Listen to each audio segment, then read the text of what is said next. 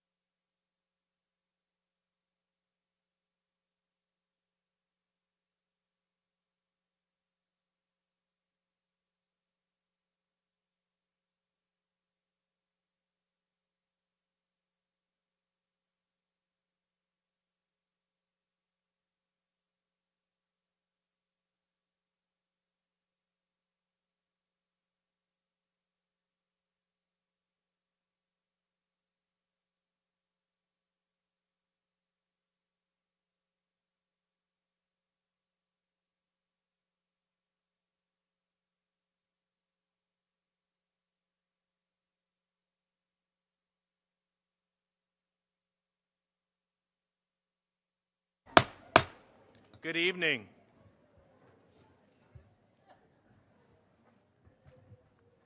The workshop meeting of the Tomball ISD Board of Trustees is called to order at 5:30 Central Time.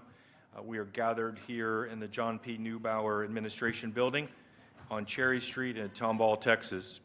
For the record, a quorum of the board is present. All trustees are in attendance tonight. The meeting is being recorded in accordance with Government Code Section 551.128. The main purpose of tonight's meeting is to receive reports from the administration and review the business agenda for the regular meeting, which will take place following this meeting. Normally, we as a board meet the second Monday for a workshop, and then our regular meeting is so it's the second Monday of every month, and then our regular meeting is the second Tuesday of every month. Well, we've got something special tomorrow night that we're going to do. So tonight, we're going to do the workshop meeting as well as our regular meeting.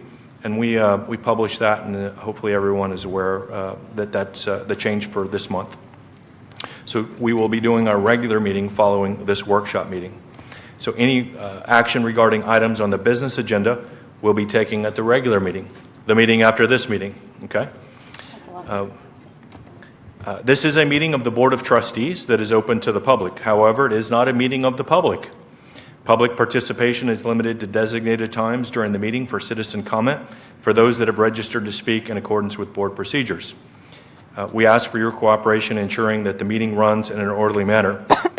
And before I turn the floor over to our superintendent, it is absolutely wonderful to see the level of parent engagement that is here in this room. We're not going to tell the fire marshal, but we might be maximizing this space. And this is a fantastic time of the year for our board because we get to recognize your students, their hard work, and we know that you're super proud of them. But we wanted to take an opportunity this evening to make sure that the Board of Trustees is also recognizing them, calling them out, shaking their hand, and connecting in a way that expresses our pride. And so with that, we're glad you're here. And so with that, I'll turn the meeting over to our superintendent, Dr. Martha Salazar-Zamora, to proceed with recommendations. Thank you so much, President Dr. Pratt, members of the board, and all of you in the audience tonight. We have a lot of activity, and we are going to begin with our recognition, and I too love seeing this room so full. The first item, A, is Leadership Tomball ISD Cohort 9, something that I was fortunate to begin when I arrived in Tomball ISD. I am so proud to welcome members into our Team Tomball family to learn more. Dr. Schindelwolf will share a little bit about the program, I believe, and I want to thank this group of graduates for learning more about why we are a destination district. Members of the board, Dr. Z, Cabinet, and all of you. I come to you this evening with a special recognition. We are filled this evening, as Dr. Pratt mentioned, with so many examples of the shining stars of our district, and this group is no exception. This evening, we are recognizing Leadership Tomball ISD Cohort 9. And so if you are here as a member of Cohort 9, I'm going to ask you to come forward. This will serve as the first example of our board recognitions for all of our groups. And you're going to stand up here in a line facing the board. Thank you. This group is comprised of amazing community members and parents who represent the broad scope of our district.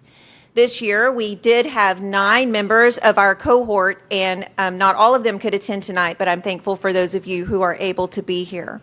At this time, I would like to explain the purpose. Leadership Tomball ISD's purpose is to inform and engage members of our community and to provide the opportunity to take part in an in-depth learning experience to gain a better understanding of how our district works.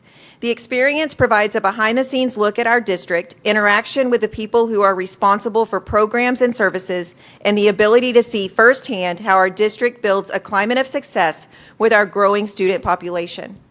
This has never been more important than now, to enhance the understanding of public education and how we serve our students and our community. This evening, we have a small token of our appreciation to each of you. This group has committed time and enthusiasm, and we are so thankful for all of you. And so I do want to say all 9 names because I do feel like they all 9 need to be recognized. And when I say your name, just step forward. If you are here, we have Brandy Bronner, Charlotte Lampy, Elizabeth Martin, Gary Boudreau, Jeff Lewandowski, Landon Reed, Lauren Andriadis, Lopa Kapoor, Megan Schultz, and Sebastian Goebel.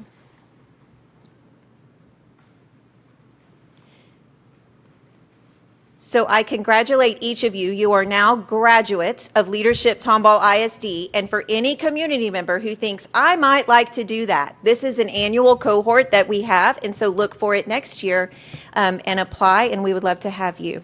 Thank you.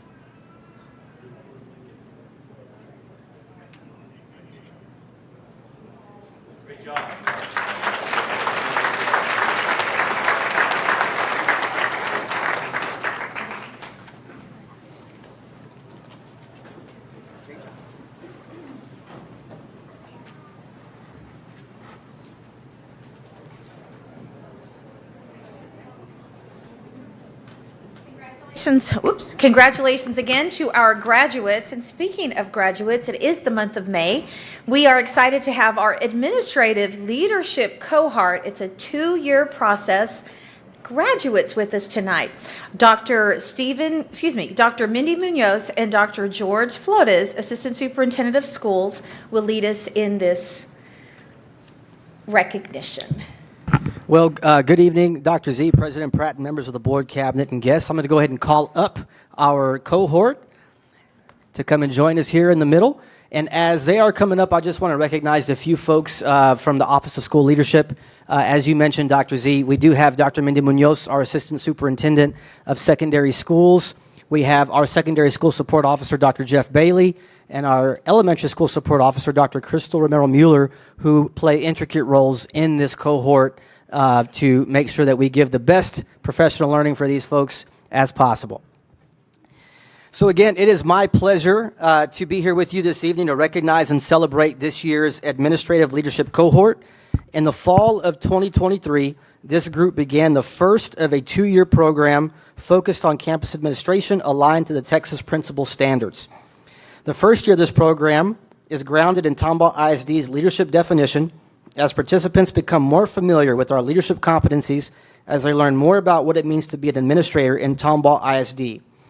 Leadership exercises in year 1 include activities such as group presentations and problem solving, case study reviews, and department observations and campus committee participation, just to name a few.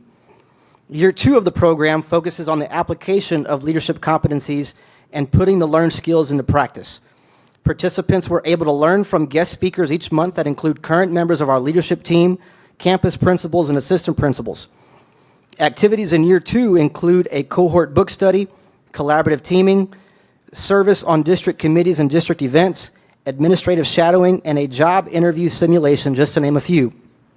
This group in its entirety has demonstrated a desire to take the next step in their leadership journey. Some of them have already been named assistant principals or are currently competing for assistant principal positions in Tomball, while others have taken on other leadership roles in Tomball ISD. Please help me congratulate the following individuals for their dedication to Tomball ISD. As I call their name, you may step forward and receive your certificate. Mr. Matt Anderson, Miss Brittany Brett, Miss Jill Buell, Miss Tori Cates,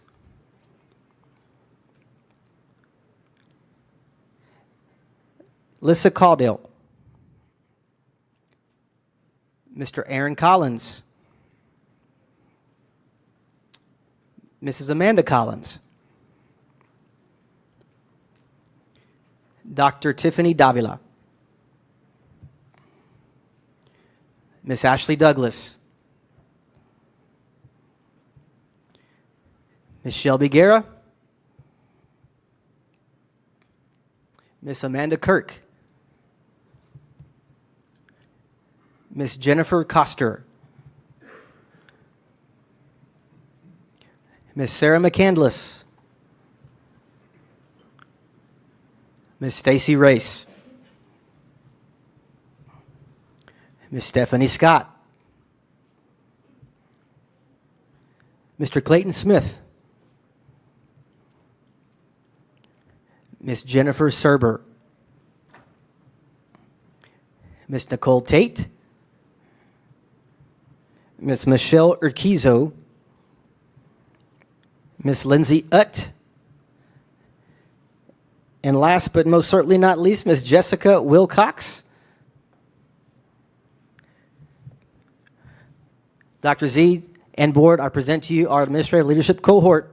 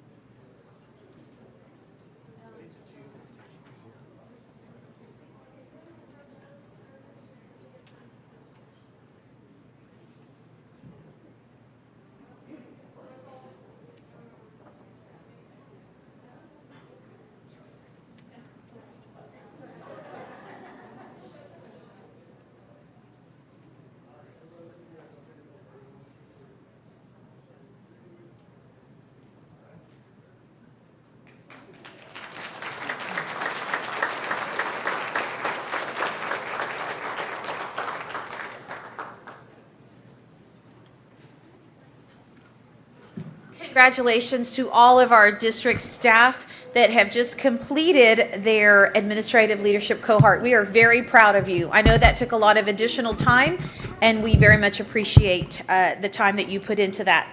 Next, we are excited to recognize the Tomball ISD school nurses. As the daughter of a nurse, I have a special place in my heart for nurses. Dr. Stephen Gutierrez, our Chief Operating Officer, will make the introductions with Kathy Poole. All right. Good evening, President Dr. Pratt, Dr. Salazar Zamora, members of the board, and guests. We are here to celebrate our amazing school nurses. And in our destination district, excellence starts with care. And I would say there is probably not another group that best exemplifies care than our school nurses and our Director of Health Services, Kathy Poole. And so in many ways, they are the heart of the school, providing expert medical care, also a great deal of compassion and steady guidance every single day. You may not have known this, but last week was School Nurse Appreciation Week. Specifically, Wednesday was School Nurse Appreciation Day. And so just want to acknowledge our amazing team of school nurses every single day. And so with that, I'm going to turn it over to Kathy Poole to acknowledge the entire team. Yay. President Dr. Pratt, Dr. Salazar Zamora, board, cabinet, thank you so much for this opportunity to recognize the hard work of our Health Services Department team. Our nurses play a vital role in promoting student success with looking out for their health and safety and increasing their educational time in the classroom. It's one of our goals as a department. Our health clerks, they support the nurses with clerical duties, but also they're able to provide basic first aid. They provide training in CPR and stop the bleed, medication, and they do all the reports and all the fun stuff to keep us compliant. And then lastly, our float nurses, they are probably the workhorse of our department. They're everywhere. They're literally the campus nurses, the health clerks, and subs of our team. They cover campuses when we don't have nurses there and we don't have subs available. They provide emergency training in CPR and stop the bleed and pretty much do everything. So this small group of Team Tomball are servant-minded and student-centered, and I'm in such honor that I get to serve alongside them. So I'm going to announce your name so you guys just step up and so you can be recognized. We've got Lori Roach from Canyon Point Elementary, Tanya Rayborn from Tomball High School, Angela Contour from Early Excellence, Alison Schreiber from Tomball Intermediate, Whitney Pena from Decker Prairie, Ashley Forshee from Tomball Junior High, Dana Vestal from Tomball Elementary, Mary Berry is one of our float clerks, but she primarily is supporting us at Tomball Star. Ashley Traw is at North Point Intermediate, Erica Ratcliffe at Tomball West Elementary, Paige Reed at Grand Oaks Elementary, Shelta Collins at Willow Creek Elementary, Ashley Seals at Grand Lakes Junior High, Marie Johnson at Rose Hill Elementary, Lance Culver at Tomball Memorial, and Joni's one of our amazing float nurses. So thank you again for this recognition.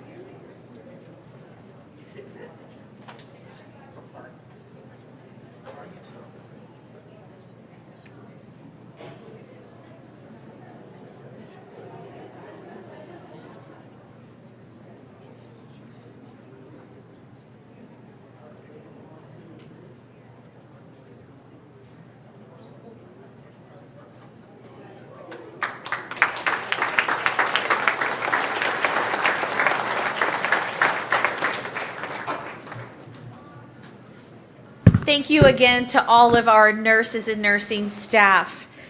Next, I'm so excited to hear about Great Expectations. If you know anything about me, you know I love Great Expectations, but I need you to know two important things that might be mentioned again.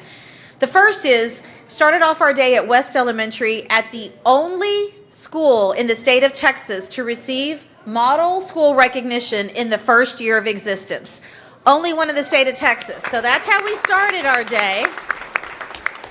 And then just came from Tomball Intermediate School and so excited about their new model school recognition. But I learned that Tomball ISD is the largest school district in the entire nation with model school campuses. So again, Great Expectations. Dr. Lee Wright, who serves on the national board, will lead us in GE. Good evening, Dr. Salazar Zamora, Dr. Pratt, members of the Board of Trustees. Tonight's my very distinct honor to introduce some individuals who first and foremost have become valued friends. And through our partnership with Great Expectations, these GE instructional coaches have helped shape the culture of our campuses to enhance academic excellence and foster a climate of mutual respect among our staff members and students. Great Expectations seeks to transform lives through education. What GE does is not just limited to students, but transforms the lives of educators, and through that school-home partnership, can impact families and how, too, they can practice the life principles of Great Expectations at home. So first, I would like to share a big thank you to the CEO of Great Expectations, Dr. Linda DiZallo. She could not be here with us this evening, but her leadership and friendship have been integral in this journey that we've had with GE and Tomball ISD for the past 10 years.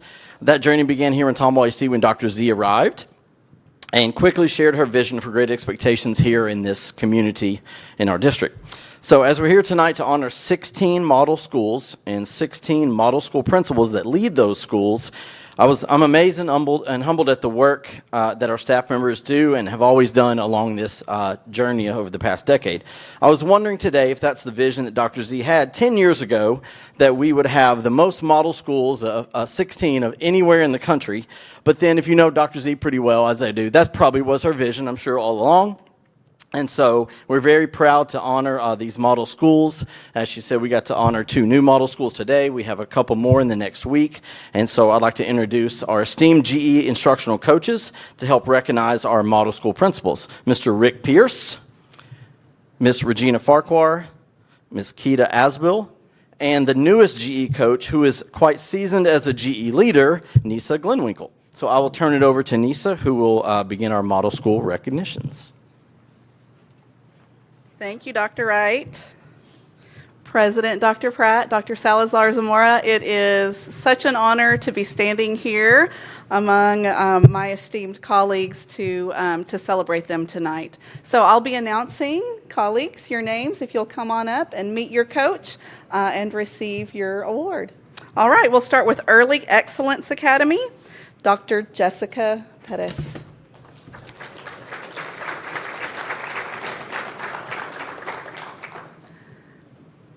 Canyon Point Elementary School, Karina Avila.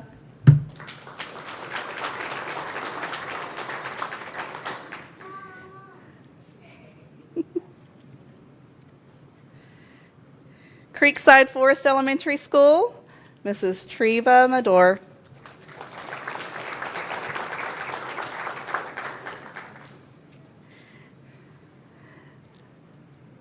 Creekview Elementary School, Miss Christina Winstead.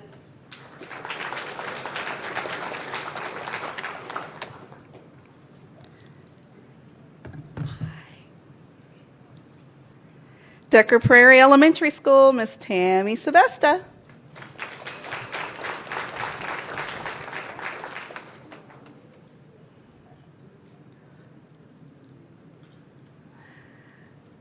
Grand Oaks Elementary School, Miss Erin Johnson.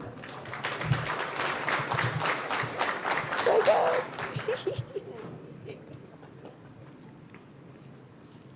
Lakewood Elementary School, Mrs. Deanna Porter.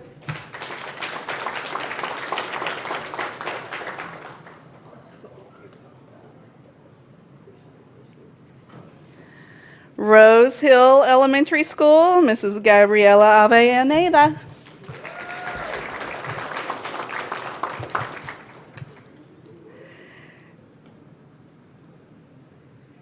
Timber Creek Elementary School, Mrs. Tara Bailey.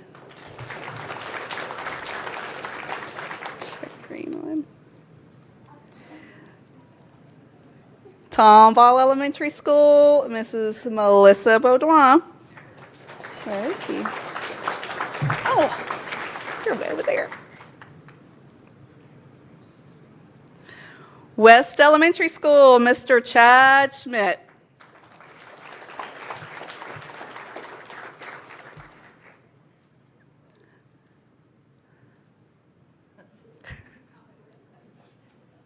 Job, Chad. Wildwood Elementary School, Dr. Alexis Vale.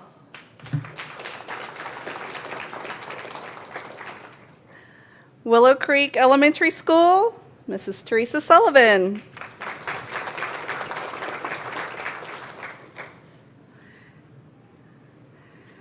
North Point Intermediate School, our outgoing principal, Dr. Caitlin Kane, and our new principal at North Point, Ms. Holly Searcy.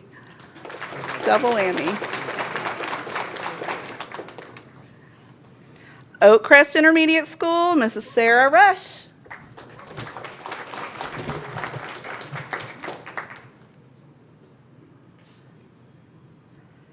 And last but not least, Tomball Intermediate School, Dr. Kelly Marciando.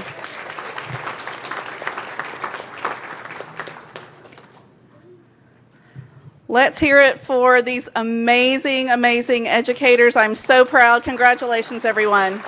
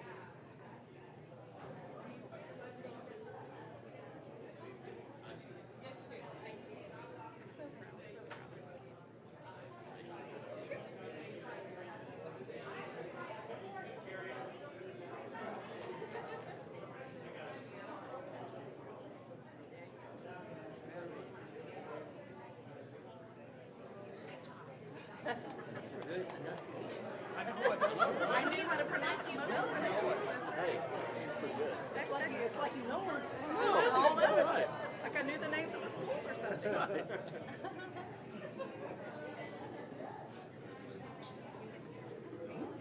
Yeah.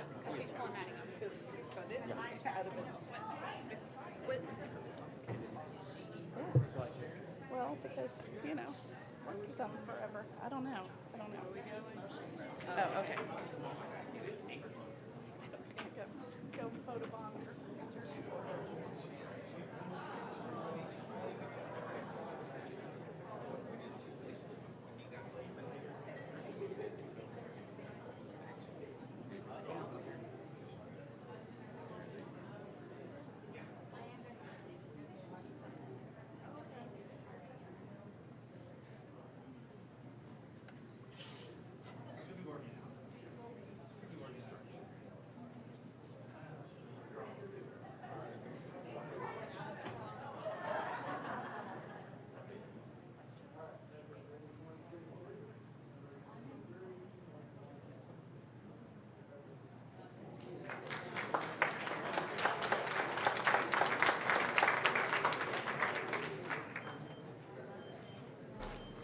Congratulations again. So proud of all of our Great Expectation campuses. Now, continuing with the excitement, I can't wait for Carlos Sandoval, our Director of CTE, to talk about our Career and Technical Student Organization state winners. I know we have a lobby filled with students. A lot of winners in the house. Dr. Z, that's a great problem to have. Yes, it is. We are excited to be here tonight. Good evening, Dr. Pratt, Superintendent Salazar Zamora, board members, colleagues, and guests. I ask that you join me tonight in recognizing 14 career and technical education teams that were among the top finishers at their recent state competition and/or advanced to their national, and in some cases, international competition. Career and Technical Student Organizations, or CTSOs, are co-curricular extensions of the targeted technical skills they are learning in their classrooms. They enhance the real-world application of classroom knowledge while developing leadership and soft skills, ultimately preparing them for future careers and higher education. We'll recognize them by organization, beginning with our brand new barbecue team at Tomball Memorial High School. This was our first year to field a team in the arena of competitive barbecue cook-offs, but that did not stop our team from Tomball Memorial High School. They went to work learning the basics of fire management, learned strategies for different cuts of meat, and experimented with seasoning, sauces, and other ingredients. Their hard work paid off recently when they won first place in the state in the grilled cheese division.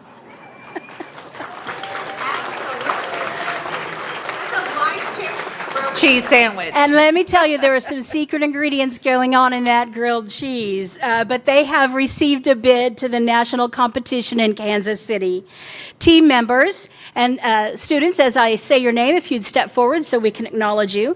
Team members are Adam Latiole, pitmaster, James Allen, Tristan Carrick, Riley Manuel, Andrew Pantaleon, and James Parkman. The team is under the direction of teachers Whitney Kelly, Ashley Ritchie, and Nicole Witten, who was unable to be here tonight. Awesome job, team.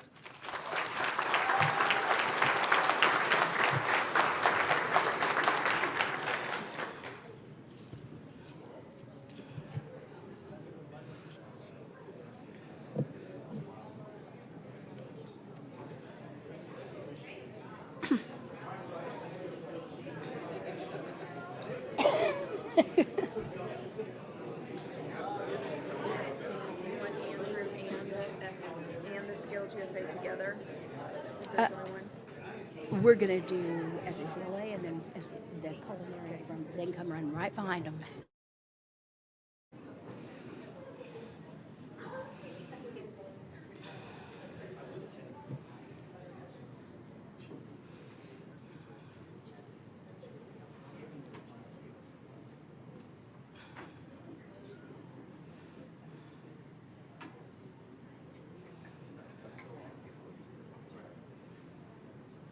Thank you, barbecue team.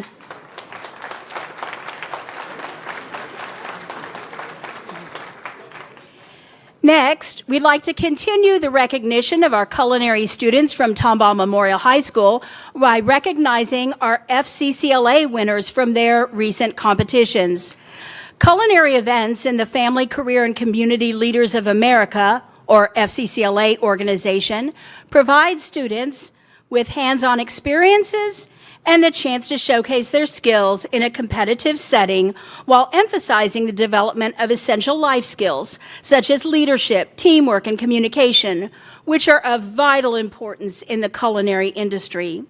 Congratulations to Evelyn DeForest, Aiden Match, step forward guys as we call your name, Tan Fan, for their top 5 state finish in the food innovations category, and to Andrew Pantaleon for receiving a bid to nationals in culinary arts. Again, the team is under the direction of teachers Whitney Kelly, Ashley Ritchie, and Nicole Witten. Congratulations to all.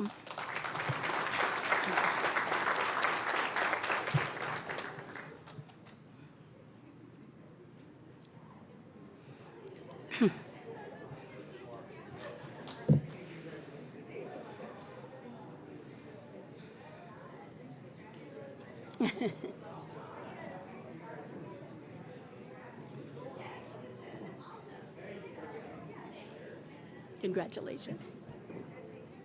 Congratulations.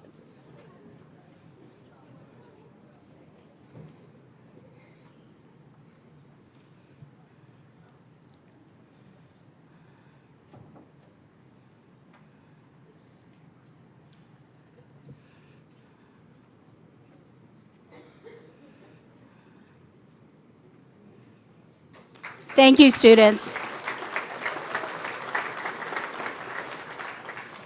Our final culinary recognition comes in the Skills USA Culinary Organization at Tomball High School. The competitions of the Skills USA are created and judged by industry to ensure that students are learning the real-world skills employers demand from entry-level professionals. Kirsten Connor competed in an event called Culinary Job Exhibit, during which she demonstrated her project to industry professionals and potential employers, demonstrating both technical proficiency and her unique creative flair. We are pleased to announce that Kirsten was awarded the state's Best in Show. The culinary program at Tomball High School is represented tonight by Jordan Briggs and Courtney Rowe.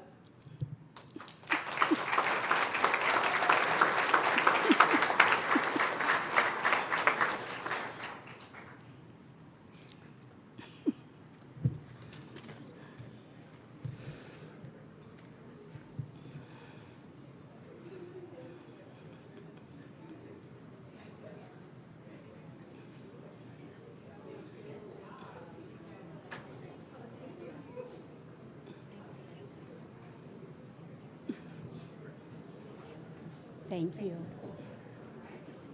Congratulations. Thank you.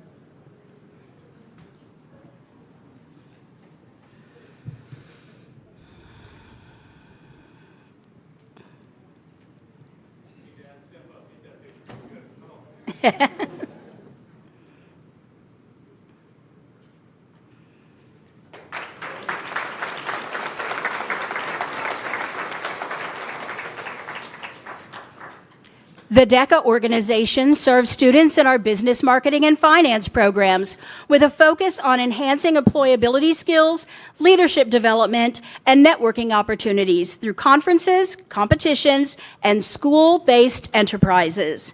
We're pleased to recognize national qualifiers from both Tomball Memorial and Tomball High Schools. From Tomball Memorial, please step forward as I say your name, Devansh Gupta in the stock market game, and Noah Scott for his business growth plan. These students are coached by Susan Kubiar at Tomball Memorial High School.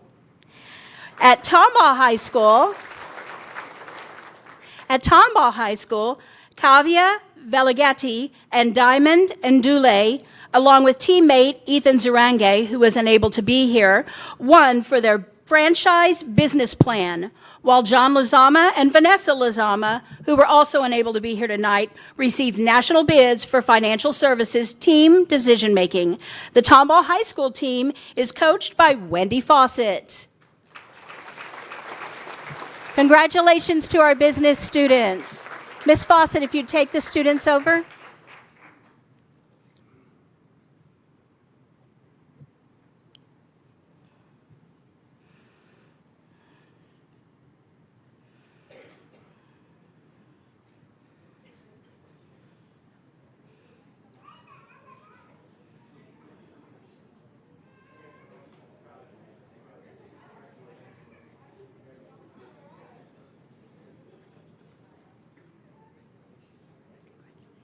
Wendy, come on over.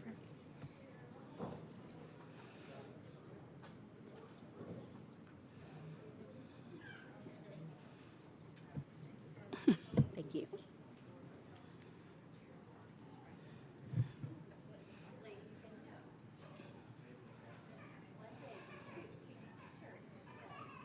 Come on, Mom, get up there, Mom. You're good. Come on. Get that picture. Great job.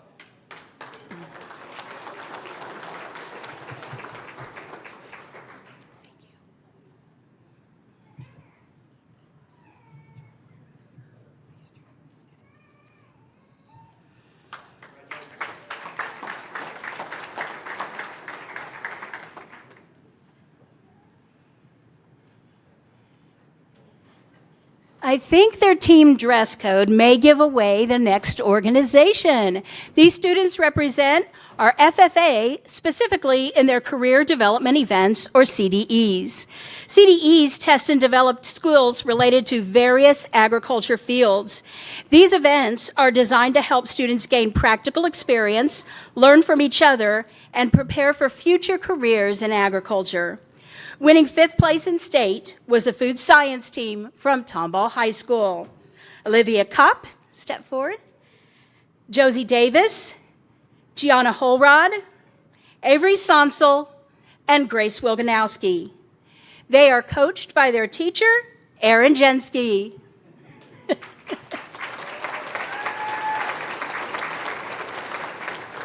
If you'd switch place with the students from Memorial, I'll go ahead and recognize them. Thank you.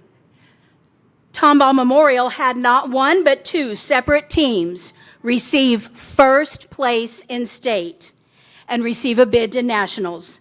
The Ag Sales team of Peyton Bockham, Ashlyn Golson, Willow Schwartz, and Lillian Sherrill won first place. They were joined by the Dairy Cattle team of Avery Bolt, Ron Freeman, Jacqueline Howard, and Marin Rutt. Both of these teams are coached by Katie Lewandowski.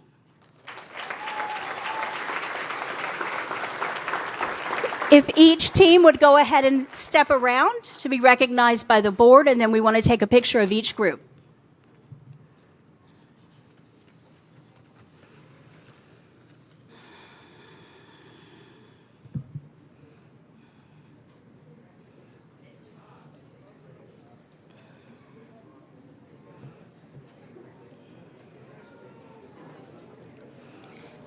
Parents, please don't be shy. As soon as the district has their picture, go ahead and walk up. All right, we're going to start with a team picture of Tomball Memorial.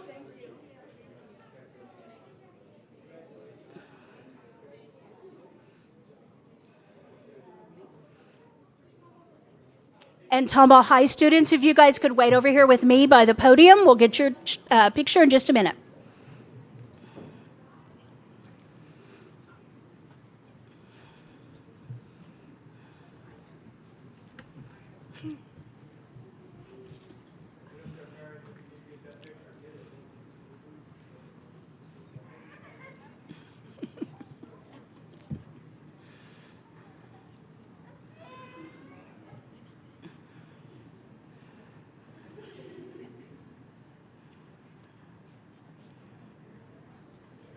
Okay, thank you. And now the team from Tomball High School.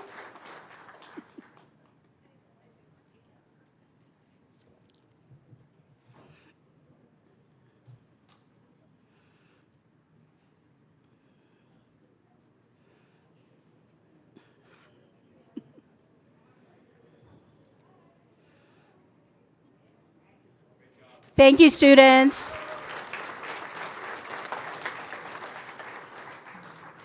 Our health science students compete in HOSA, and once again, we had success at both of our comprehensive high school campuses. At Tomball High, the biomedical debate team of Kavya Velagetti, Elisa Feng, Diamond Ndulu, and Sienna Elton took 5th in state. Tomball High School health science students are coached by Teresa Carson, Sarah Clark, Shaylee Hill, Janelle Lozano, and Crystal Zwerneman.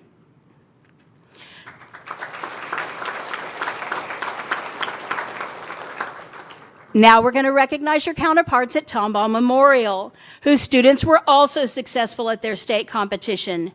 Hui Win, unable to be here tonight, took 2nd place in medical mathematics. Naya Okumu and Tan Fan took 2nd place in health career display. The team of An Ngoc Van, Bella Peng, and Van Nguyen took 1st place with their public service announcement. Congratulations. Ms. Minshew, if you could lead the students around to receive congratulations from our dignitaries.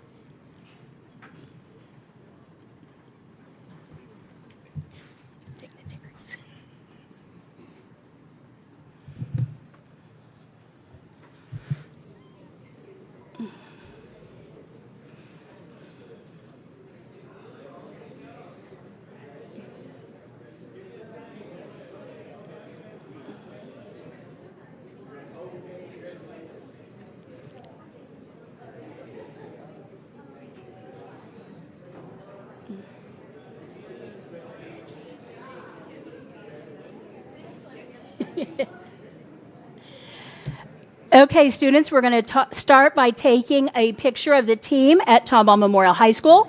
Tomball High School, if you guys could hang out with me by the podium, we'll give you your moment in just a minute.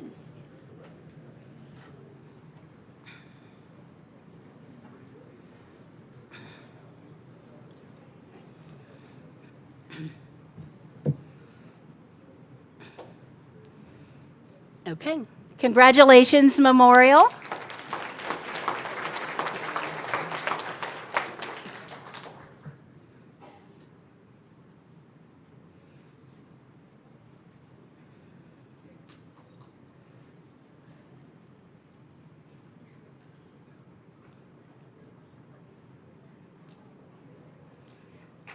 Thank you so much.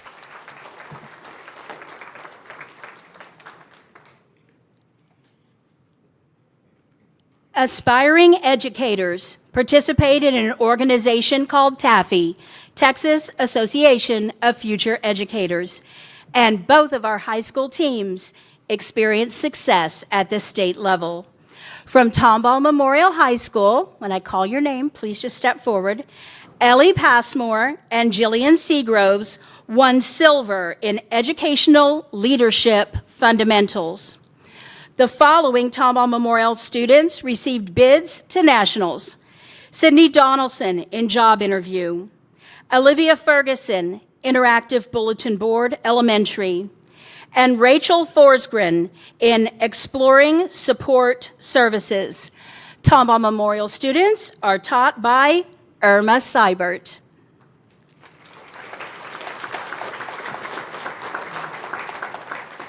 From Tomball High School, Sydney Watson won in Interactive Bulletin Board, along with Edison Knott. In Creative Lecture, both of them won the bronze. Winning silver were Olivia Alvarez and Isabella Alvarez, Educational Leadership Fundamentals. Edison Knott, Support Services, and Emma Mountier, Core Values Appreciation Award.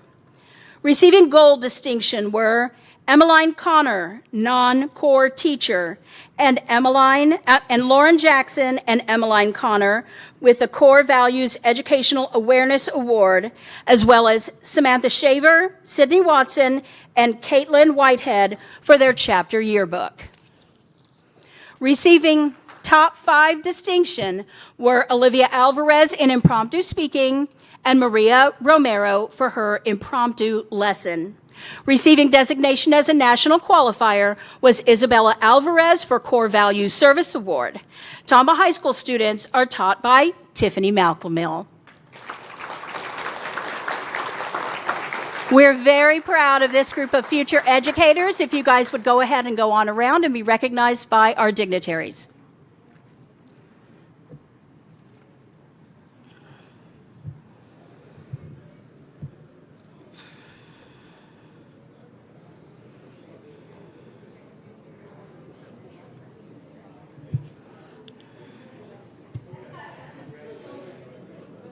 Great job. Okay, we're going to take a picture of your team, Ms. McElmill. Tomball High students, we're going to take a picture of you guys first.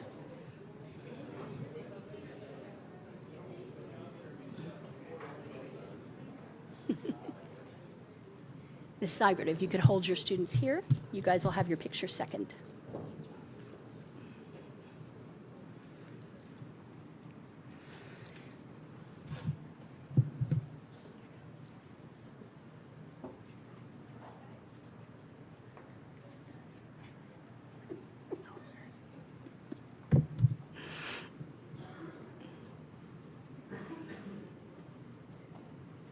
Okay, and now Tomball Memorial.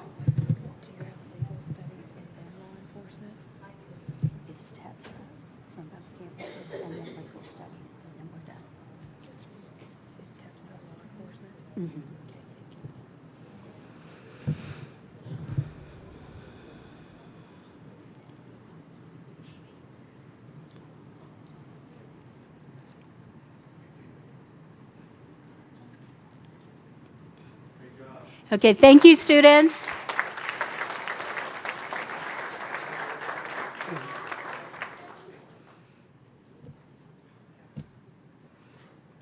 Law enforcement and legal studies students participate in TEPSA, the Texas Public Safety Association.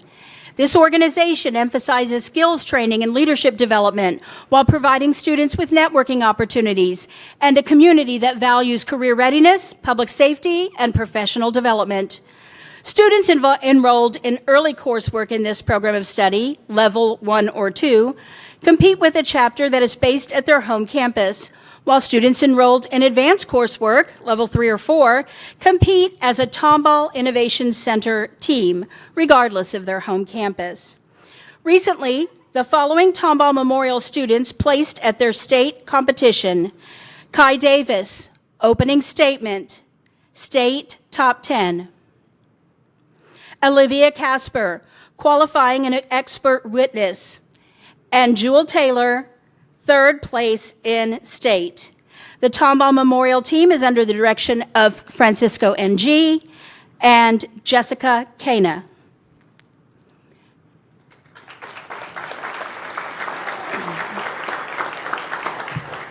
Also competing in the TEPSA state competition were advanced students from the Tomball Innovation Center. If we could, Mr. Ng, if you'd move backwards or out of the lane. Okay. Innovation Center students, if you'd please step up. Mr. Terrazas, have your students step up. Thank you. These are our Tomball Innovation Center students. Isabella Morales took 5th place in report writing, and our SWAT team of Judson Colvin, Fatima Garcia, Gavin Jones, Grayson Peterkin, Kelly Romero, and Kenzie Rosilis won 2nd place in state.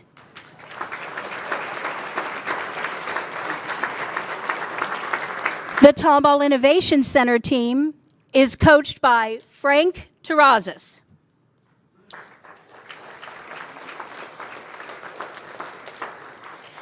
Mr. Terrazas, if you could go ahead and have your students go around. And Mr. Ng, you'll just file in right behind him.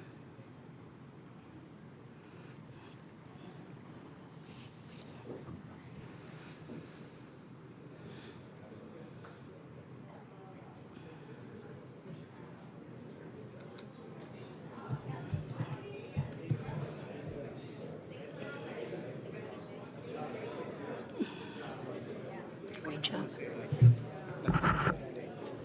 Frank.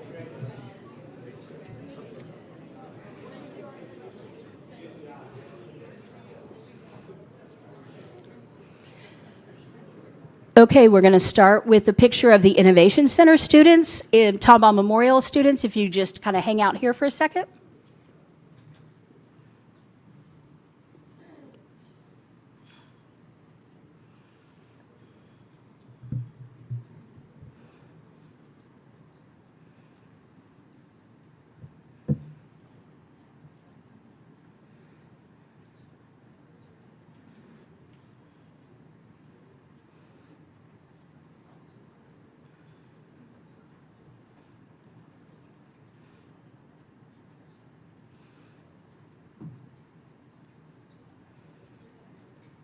Okay, and now our team from Tomball Memorial High School.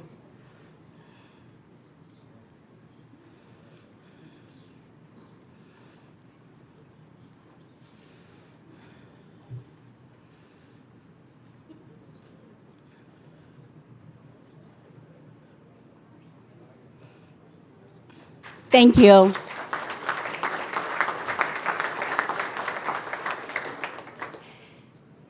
And last but certainly not least, the students in front of you are from our Advanced Legal Studies program at the Tomball Innovation Center.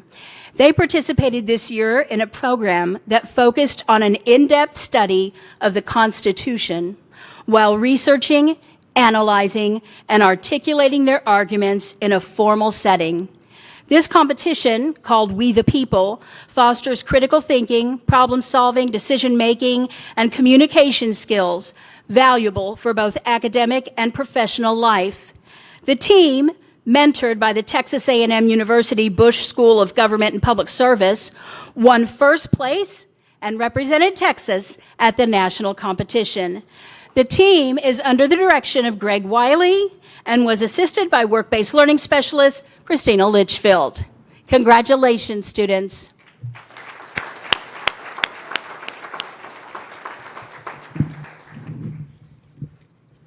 Let me see if I have all of your names and I can get this right.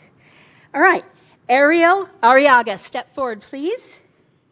Tiffany Hickman, Deacon Johnston, Olivia Casper, Litzy Moreno, Avery Newsom, Valentina Puz Mendoza, Ramon Rodriguez Guerra, Preciosa Santoyo, Wyatt Seol, Gabriel Sorto, Chinwe Tasi Amadi, Logan Wah, and Adam Wiley.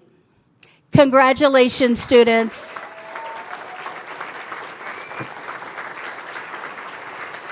Mr. Wiley, if you direct your students around.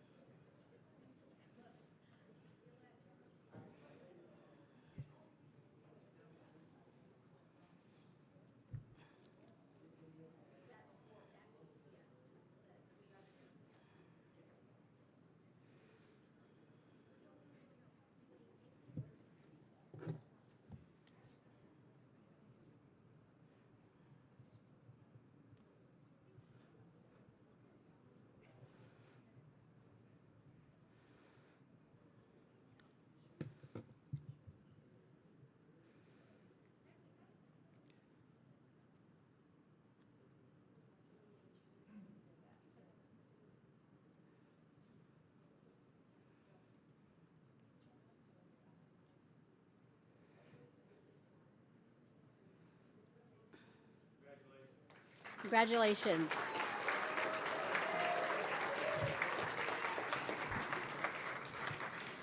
Congratulations to all of our state and national winners.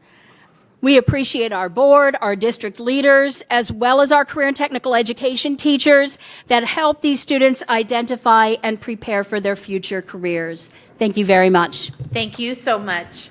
Next, I would be remiss if I did not say congratulations on your upcoming retirement to our Director of Science. He has a very big smile. It might be too big. Director of Science and Robotics, Jennifer Adams, who will lead us in our next phase and final recognition of the evening for state robotics teams. How exciting. I remember when we talked about we need robotics. And here we are. Okay, let's move to, okay, there we go.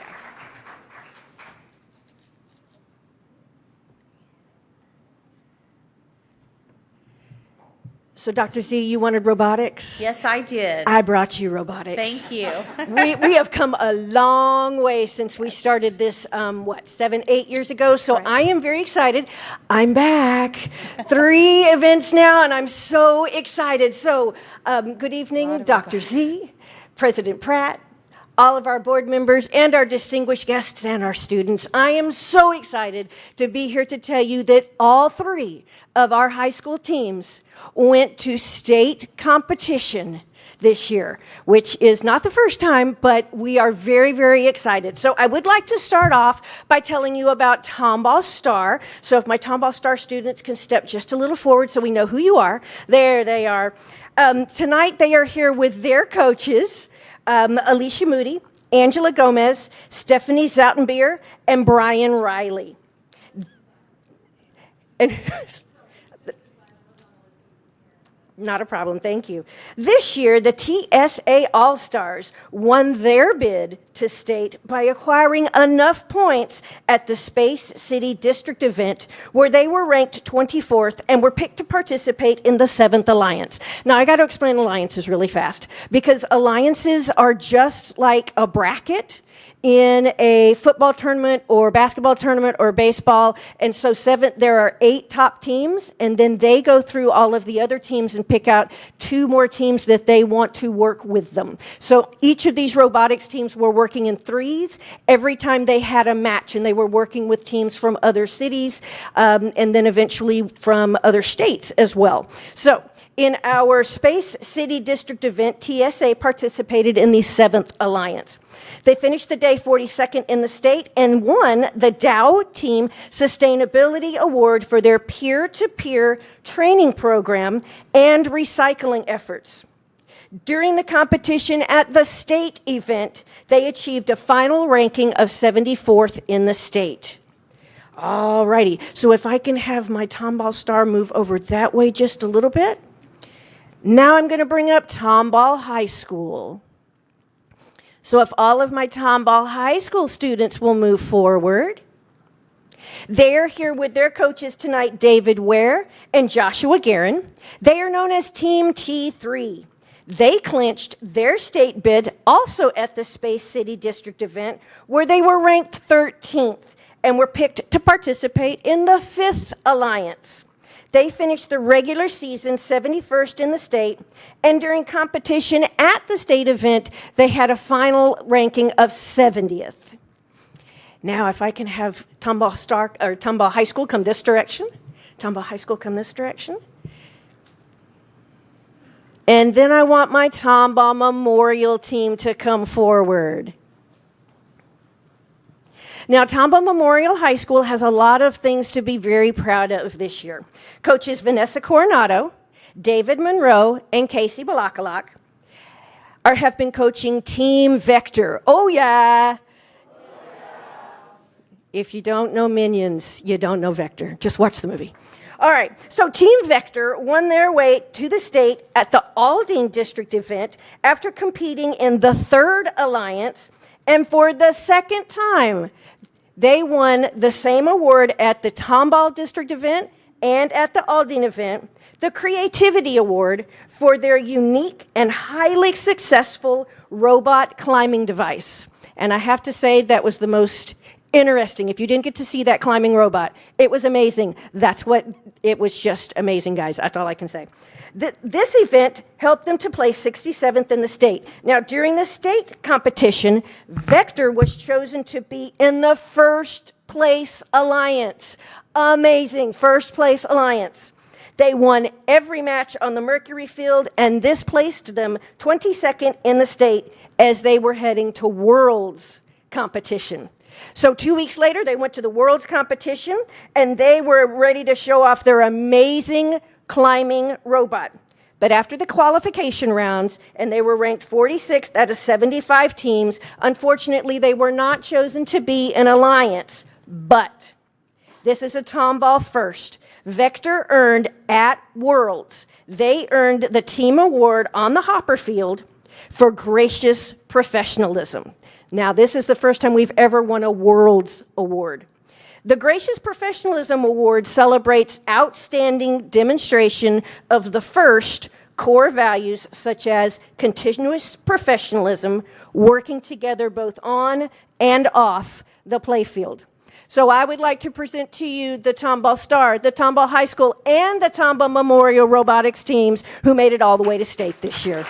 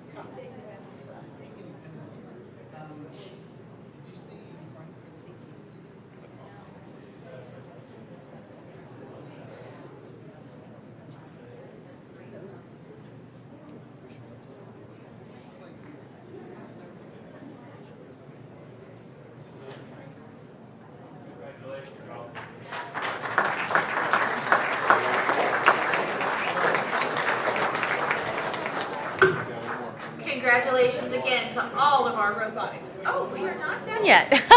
Sorry, Tomball Memorial.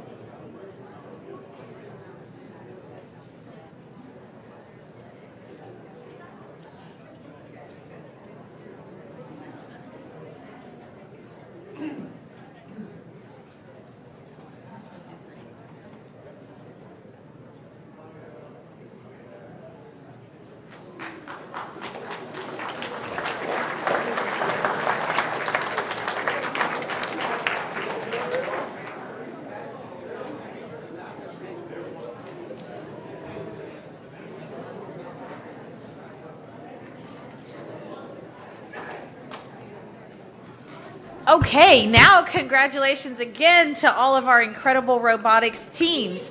That completes our recognitions for the evening. I will turn the meeting back over to President Dr. Pratt.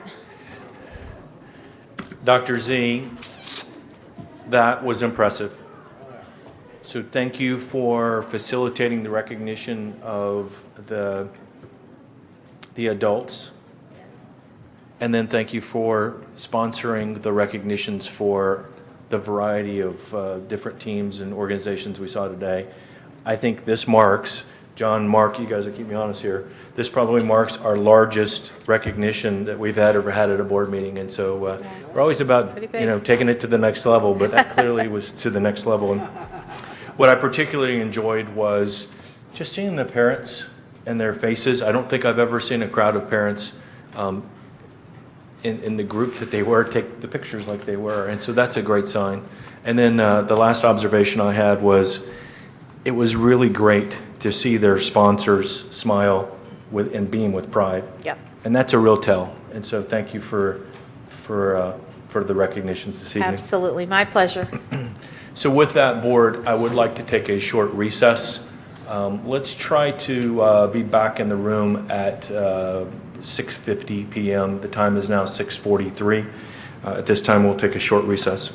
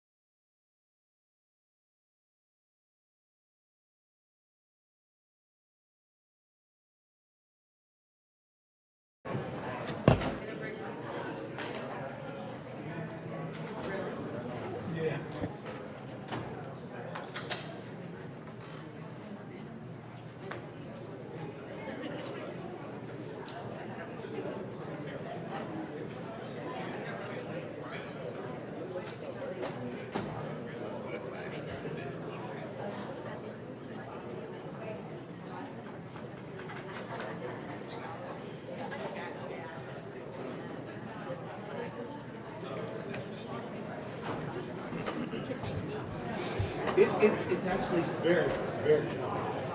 So I can.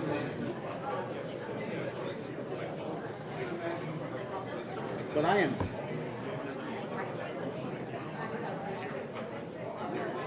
Okay, here we go. Oh, I'm on. So I'm talking away.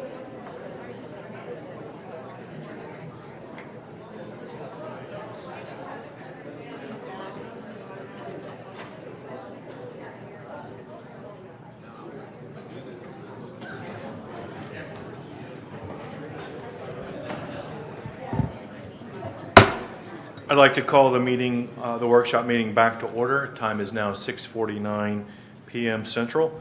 At this point, I'd like to turn the meeting over to our superintendent of schools for reports this evening. Thank you again, Dr. Pratt. Beginning with our first report, the School Health Advisory Committee End of the Year Report, SHAC. To lead us off, we have Karen Graves, our Director of Administrative Services, and I believe we have some special guests with her tonight. We do. We do. Thank you.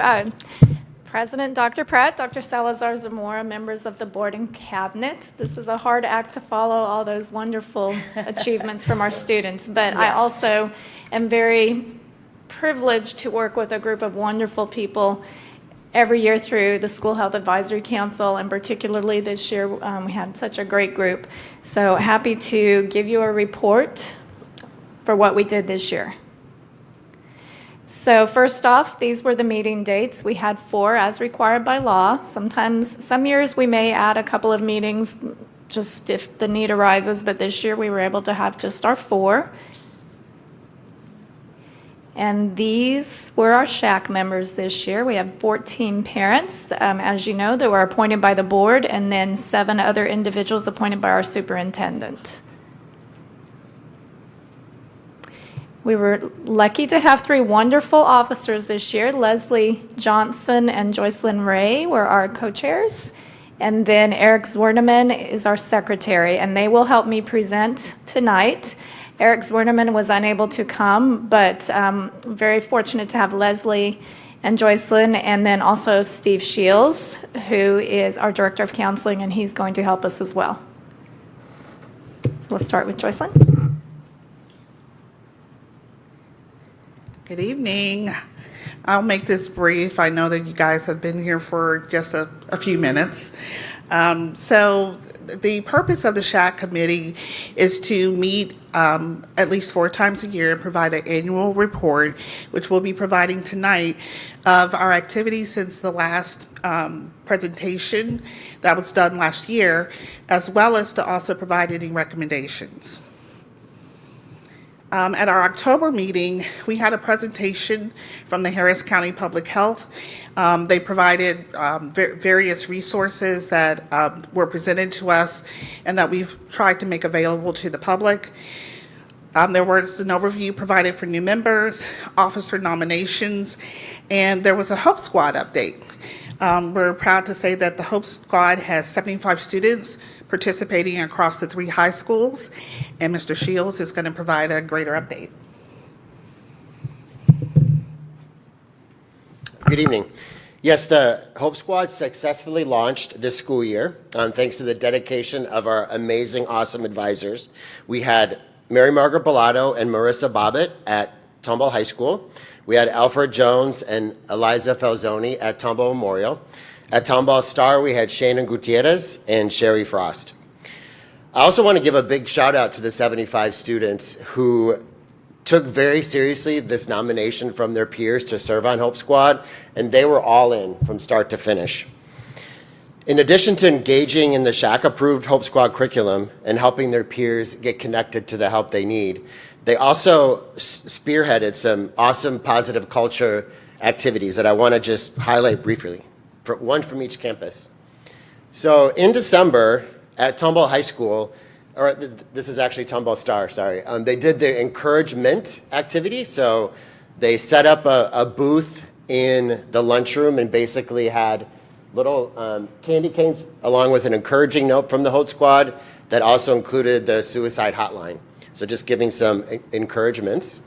And then at Tomball High School, they had the Hope Squad did the March Connections Week, where they had some fun dress-up days, like they did, what do they call it, the Swaparama? Yes, Switcheroo, not the Swaparama. It was the Switcheroo Day, where teachers could dress up like students, and students could dress up like their favorite teacher, which was a big hit. They also, to further show their connection, they also created chains, paper chains of different colors, where they wrote something that they were lucky, that they felt lucky for, and then they linked these chains together, which hung throughout the cafeteria, symbolizing their connectedness and their togetherness. So Tomball Memorial made a sticky note wall where the Hope Squad created a personal note of encouragement to all 3,000 plus students in the building. As you can see them posted different grade levels. So the students there had fun trying to find their name, their little personal note. So they had a lot of fun with that. Finally, I just wanted to share that we're excited to expand Hope Squad next year to our 4 junior highs. And I just wanted to thank Dr. Z and the board for their continued support of the Hope Squad. Thank you.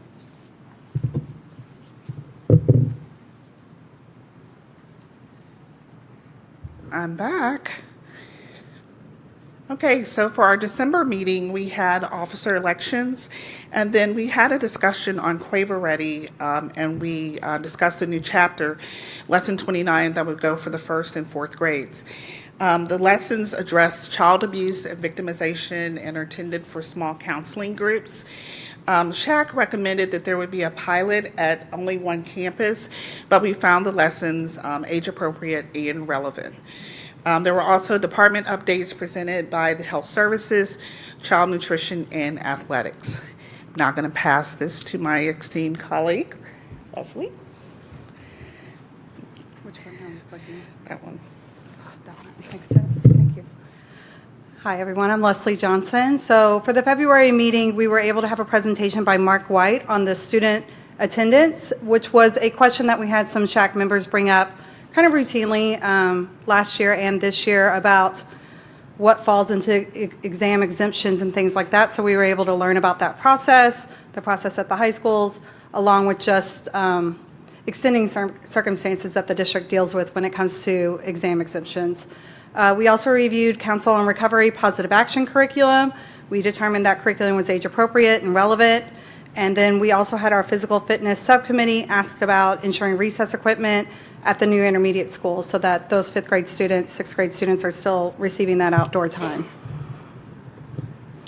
The April meeting concluded with department updates. We were updated about the fun run, which was a great success, lots of participants. Nutrition legislation updates. We were updated about things to be watching for in our legislator. And then we also had a discussion of our board presentation for right now. Membership discussion was also kind of a closing piece of that meeting with our bylaws. There is a 3-year term limit for our members, and this year we have a good chunk kind of rolling off.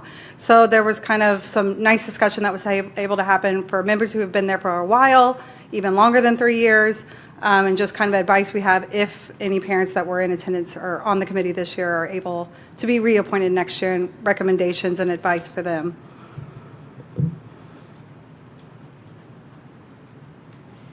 Okay, I wanted to jump back in here for just a minute. First of all, if you're here and we're on the SHAC committee or SHAC this year, please raise your hand just so we can recognize you. And thank you. There's a few of you out there. Okay, thank you.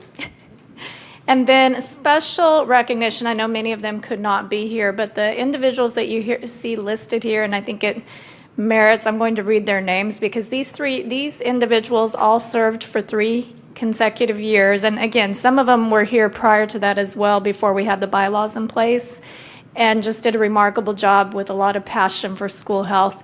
Beth Isernhagen, David Grimm, Monique Bennett, Leslie Johnson, Rebecca Maciola, Jennifer Connor, Janice Wagoner, Mark Siegeloff, Allison Turner, and Lori Gudekay. And just very grateful for the time and energy they've put into the SHAC over the last 3 years, and they will be missed. And I'll turn it back over to Leslie. So our recommendations for this year as a committee was that we approved the counselor continued use of Quaver Ready, those units along with the Counsel on Recovery for small groups. We also recommend the continued use of exam exemption waiver process just to ensure students who are too sick are coming to school or have chronic illnesses are encouraged to stay home when appropriate, and that the parents and families are aware of that process and can use that process. We also recommend continued support for Hope Squad program. Side note, I learned so much about that this year, and it's an amazing program, and I think it's very needed in this day and age. So thank you so much for all the departments who had a hand in that. And then we also just can encourage the district and the campuses to continue to find ways to educate students and families regarding healthy sleep habits.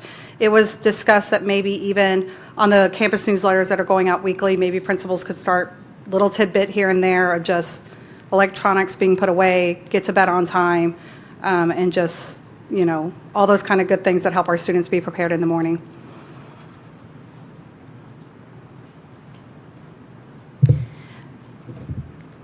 Okay, so are there any questions for me or any other member of the SHAC that is present? So, yeah, I had a question.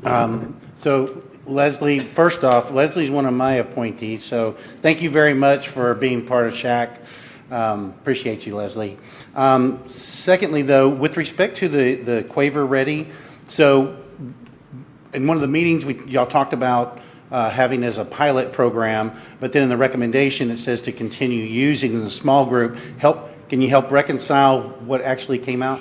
Yeah, so it's basically that I think we looked at it mid-year and then said maybe you can try it for a month. It started at one campus. They've already been using Quaver Ready. This was just another chapter. Okay. Right, and then they did that. Am I correct in that, Steve? Yeah, and then are you using it at all of them now? I think.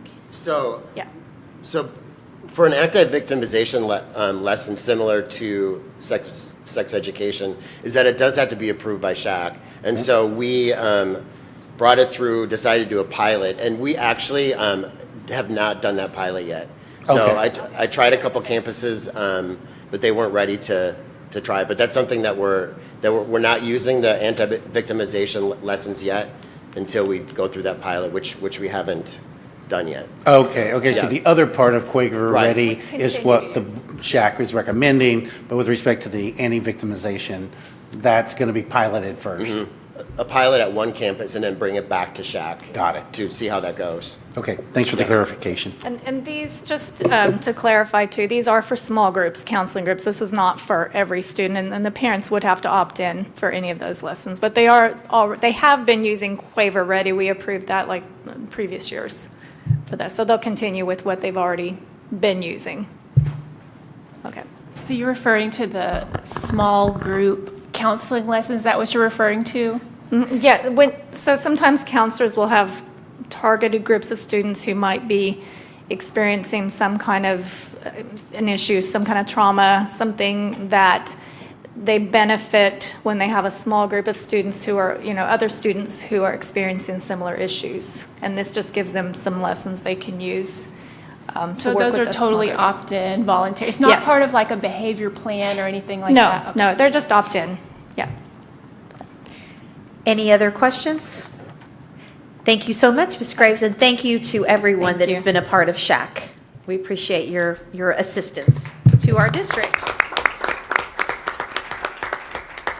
Moving on, Zach Bowles, our Chief Financial Officer, will give us the second general fund budget workshop.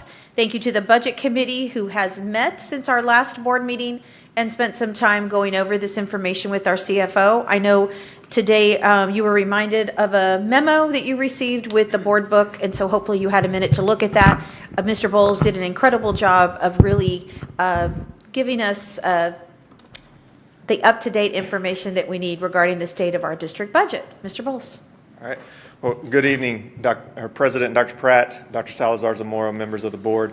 As you mentioned, this will be our second budget workshop. Again, we had the opportunity to meet with the Budget Committee, the Board Budget Committee, back at the end of April and go through this information. But before we get into conversations, this workshop is going to focus on the expenditure projections for the 25-26 fiscal year. But before we get there, I wanted to take a second to talk a little bit about some updates or changes that we've had to our revenue projections since the last time that we met in April. And so initially, when we presented the revenue projections of the district, we presented an estimate of $220 million. So now what we're presenting is a estimated revenue projection of $226.5 million. And the reason for that really ties back to three specific items and changes that we've had since our April meeting. So one of those is tied to the increase that we've seen in the teacher incentive allotment allocation that we're receiving. So back at the end of April, we received notice that our teacher incentive allotment through our new designations is moving from $2.4 million to just under $3.9 million. So we're picking up a little over $1.4 million in additional funding that'll pass through the district through the teacher incentive allotment itself. You'll have an offsetting expenditure that accompanies that for the pass-through, but we have to recognize the increase in the revenue as a whole. So while that doesn't help to generate additional revenue, it does have an offsetting expenditure side to it. The second piece there is some additional guidance that we received through TEA as well as our auditors about the requirements to, the requirements to present and account for the over 65 hold harmless allotment that we receive. And so that's for property tax changes that impact our over 65 taxpayers.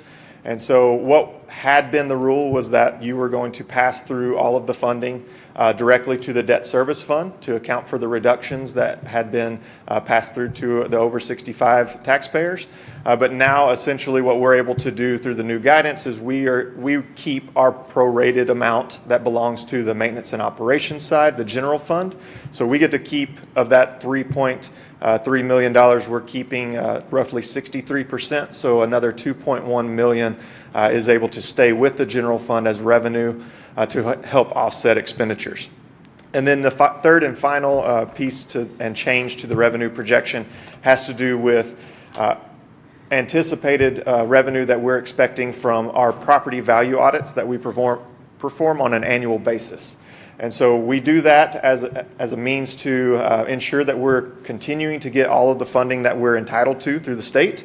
Because in 2019, they made a change to move to the use of current year taxable values in the calculation of school finance.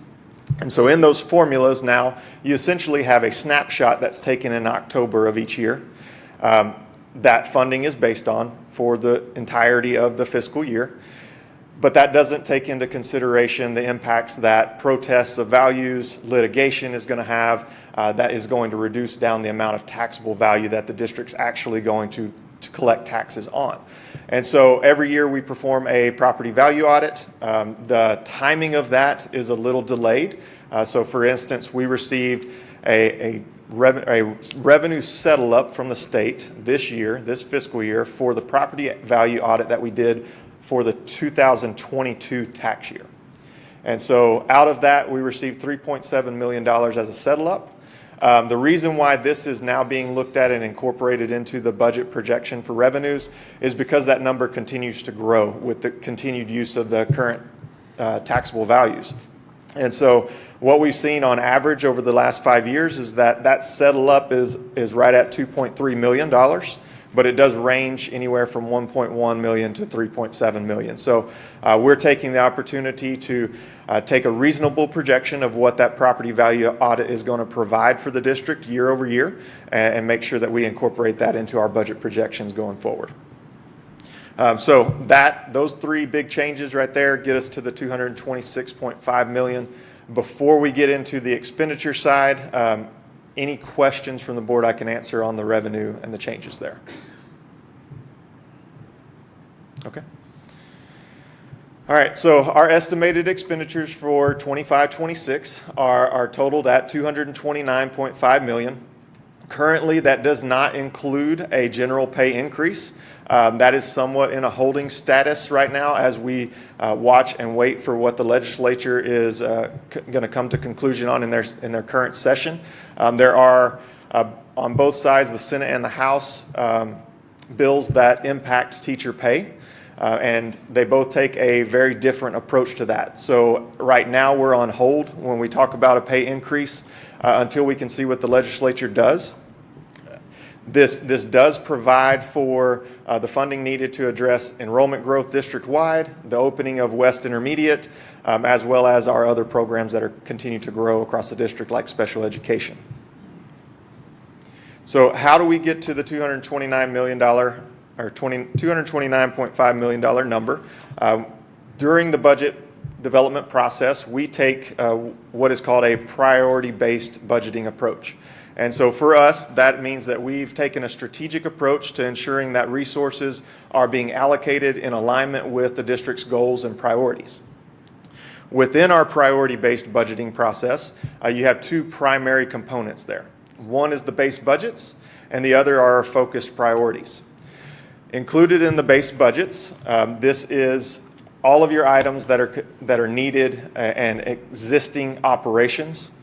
So payroll for existing staff. So we need to know, because payroll represents almost 87% of our total budget, we need to ensure that we have accounted for the returning positions that are coming back to the district year over year, and ensure that we have the funding in the budget to pay for those existing positions. And inside the base budgets, we would typically be talking about the general pay increase, but as I mentioned, we've got that on hold right now. Campus allocations are provided to campuses. These are their budgets for supplies, materials, contracted services. These are provided as a per student dollar amount based on the enrollment projections for that campus in the next fiscal year.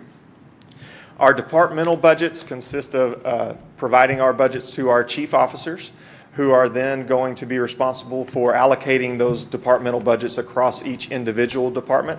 So for myself, my allocation has to cover maintenance, finance, to the tax office, benefits, risk management.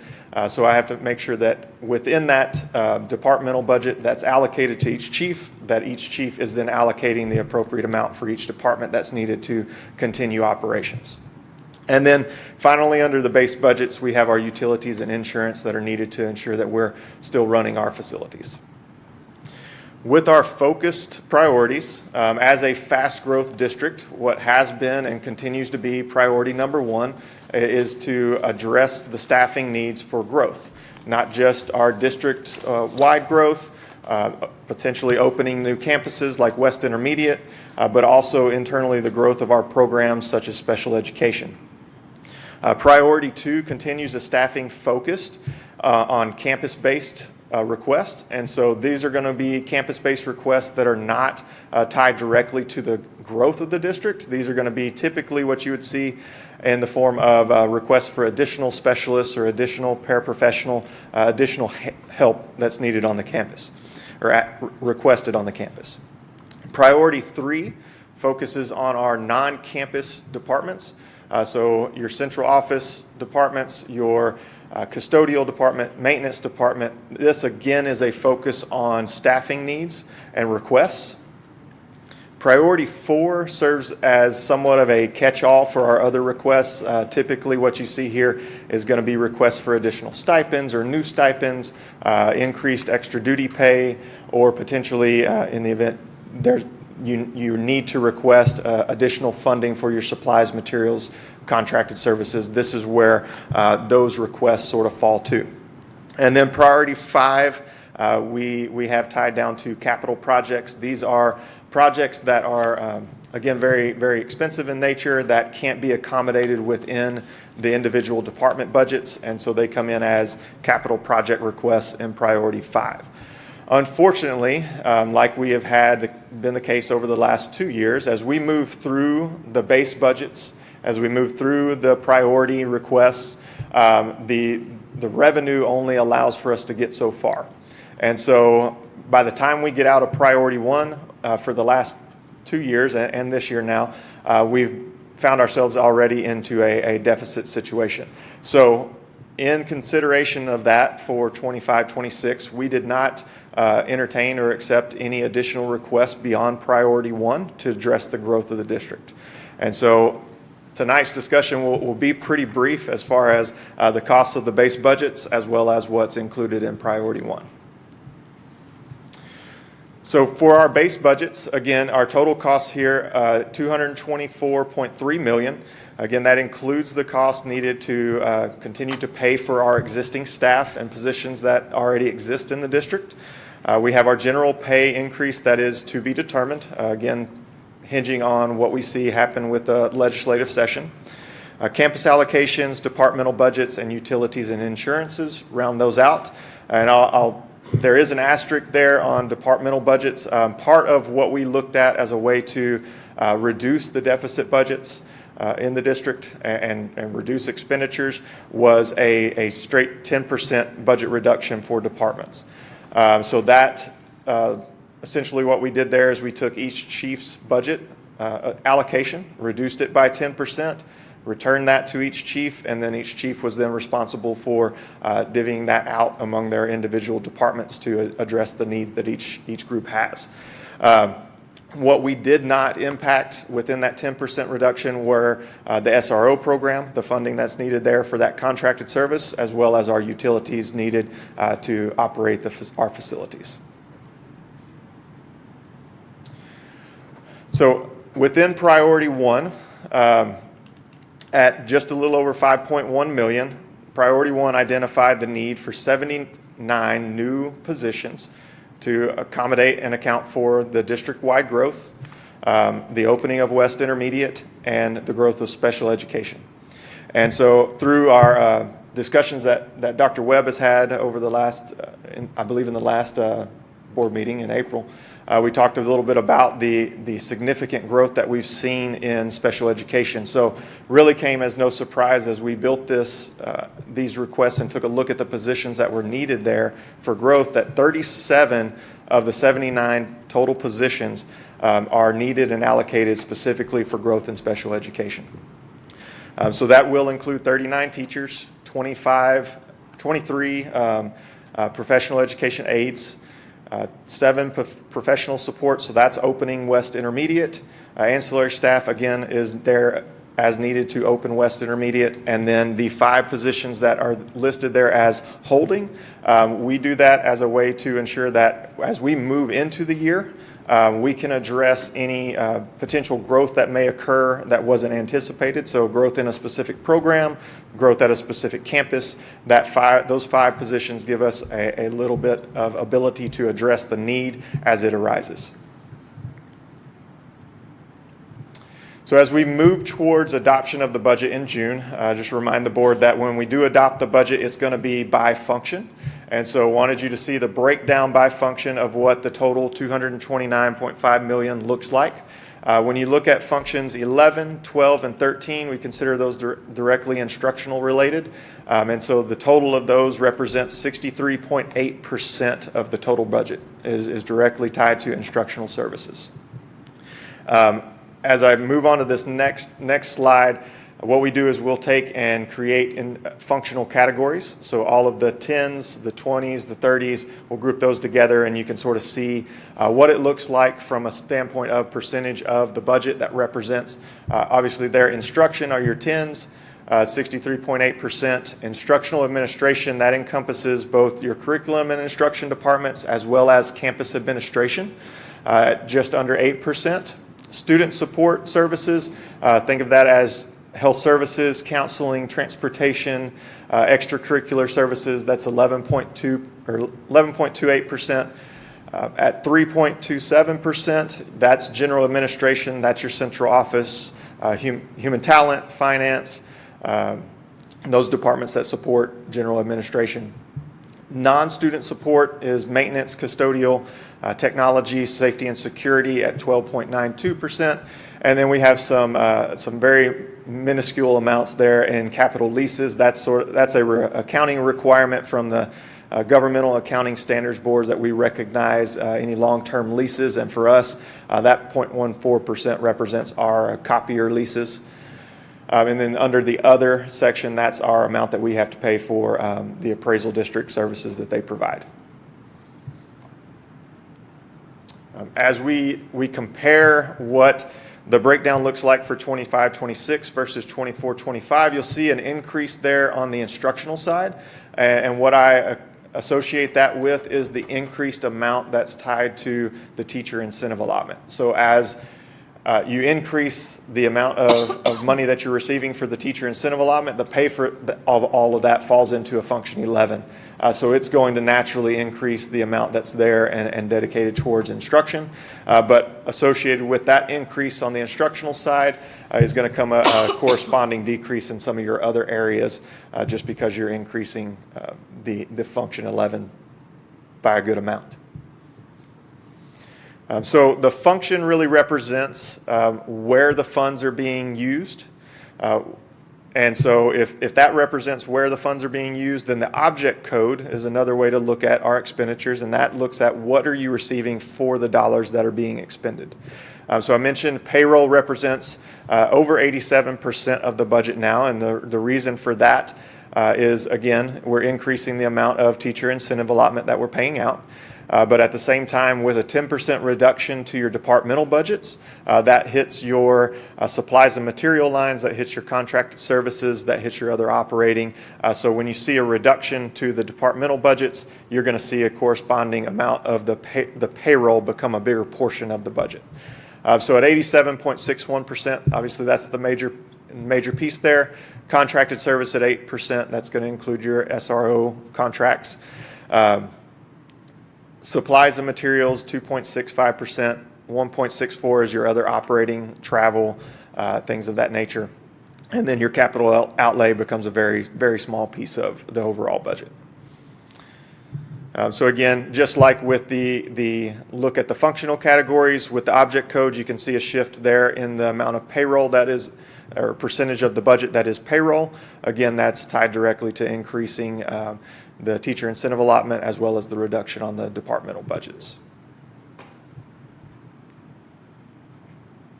All right, so looking at a comparison to what we adopted in the current fiscal year in 24-25, the board adopted a $9 million deficit.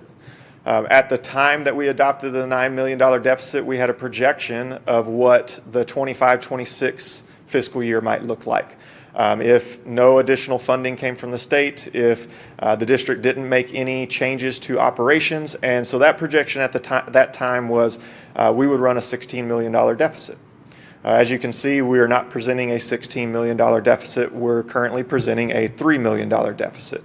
And so that comes from the work that the team did, our cabinet team, Dr. Z, Claudia Munoz working with me on the budget projections to really make sure that we are accounting for and maximizing all of our revenue potential, but at the same time making sure that we are taking some appropriate steps to make sure we're maximizing the potential of the staff that we need, and so that we are continuing to peel back and pull that deficit down as we move forward, because unfortunately the news we've been getting lately is that it doesn't look great coming out of the legislature. There is still time left in the session. We have House Bill 2 that would provide some much needed funding to public education, but right now it's somewhat stalled with the Senate and their committee. And so as of right now, nothing we're presenting, whether it's revenues or expenditures, incorporates changes in the funding formulas from the state. It does not incorporate any potential additional funding that might come through the bills that they may pass. And so right now we will present a $3 million deficit. Obviously, this will be the third deficit that the district has presented to the board over the last 3 years. We have acknowledged all the way that running a deficit budget is not sustainable. But what I'd like to bring us back to is a look at how we've gotten here and just how the reason why we've been comfortable coming to the board asking for a deficit budget because of what we've done in the past with our financial operations. So from 2019 through to 2023, the district was able to generate surpluses, whether that be from the change in our fiscal year, our operating fiscal year, to increased funding that we received through relief for Hurricane Harvey. And then from 21 through 23, the increased funding that we received for COVID relief. And so through that, we were able to generate a surplus in each of those years. And with that, we anticipated the potential that state funding may not change for some time after they initially increased in 2019. And we've seen that come to fruition, right? So not seen an increase in the basic allotment since 2019. We've had some very unexpected events, obviously with the pandemic, that led to increases in the cost of supplies and materials, contracted services, a 20% inflation since that time. So with the surpluses that we were able to generate during that time, we set those aside for the rainy day. For the ability to make sure that we could stabilize the district and smooth the bumps in the road as we headed on down the line, and anticipated the potential changes coming from the legislature. So those are the operating surpluses that we generated leading into the 23-24 fiscal year, where we adopted our first deficit budget of $5 million. We actually ended that year with a $2.5 million deficit because we were able to generate additional revenue through interest income. And then we adopted a $9 million deficit for the current year. Continuing to look at the general fund balance, again, leads to the question and the comment that running a deficit is not sustainable over time. But it does, what we've done with the fund balance has provided the opportunity for the district to gradually respond to the deficit without having to make drastic changes to our operations, to the classroom, and really minimize the impacts over time as we work with the state legislature to hopefully increase funding for public education. But wanted you to see a projection here of if a true $9 million deficit occurs for the current year, which at this point I know it will not be $9 million, it will be less than that. If the $3 million deficit occurs that we are projecting for the fiscal year 25-26, and then some additional projections on deficits as we move through fiscal year 26-27 and 27-28. Those are projected out as if we are receiving no additional funds from the state. They're projected out as if the district is making no additional changes to operations. And so with that said, you can see as we get to 27-28, that fund balance remaining represents 15.2% of the next year's budget, the 28-29 budget. That is well below the board policy of requiring 25% to be held in reserves. What I will point out here is that we do still have committed fund balance of $20 million set aside for construction. We anticipate that would be able to be released. And so if you release that, these percentages would change. At the same time, as the district makes changes to operations that are necessary, if we get additional funding from the state, these percentages would change over time. But wanted you to see, just again, a picture of where we're headed if no additional changes occur from the state or with the district. All right, so before I move into the easiest portion of the presentation, any questions on the general fund? Go ahead, Jennifer. That slide right there, the percents are the fund balance as a percent of the annual budget? Yes. Okay. I like that slide. Can we add in future the prior years as well, like the previous slide had? That would be nice to see the trend over time. Yeah.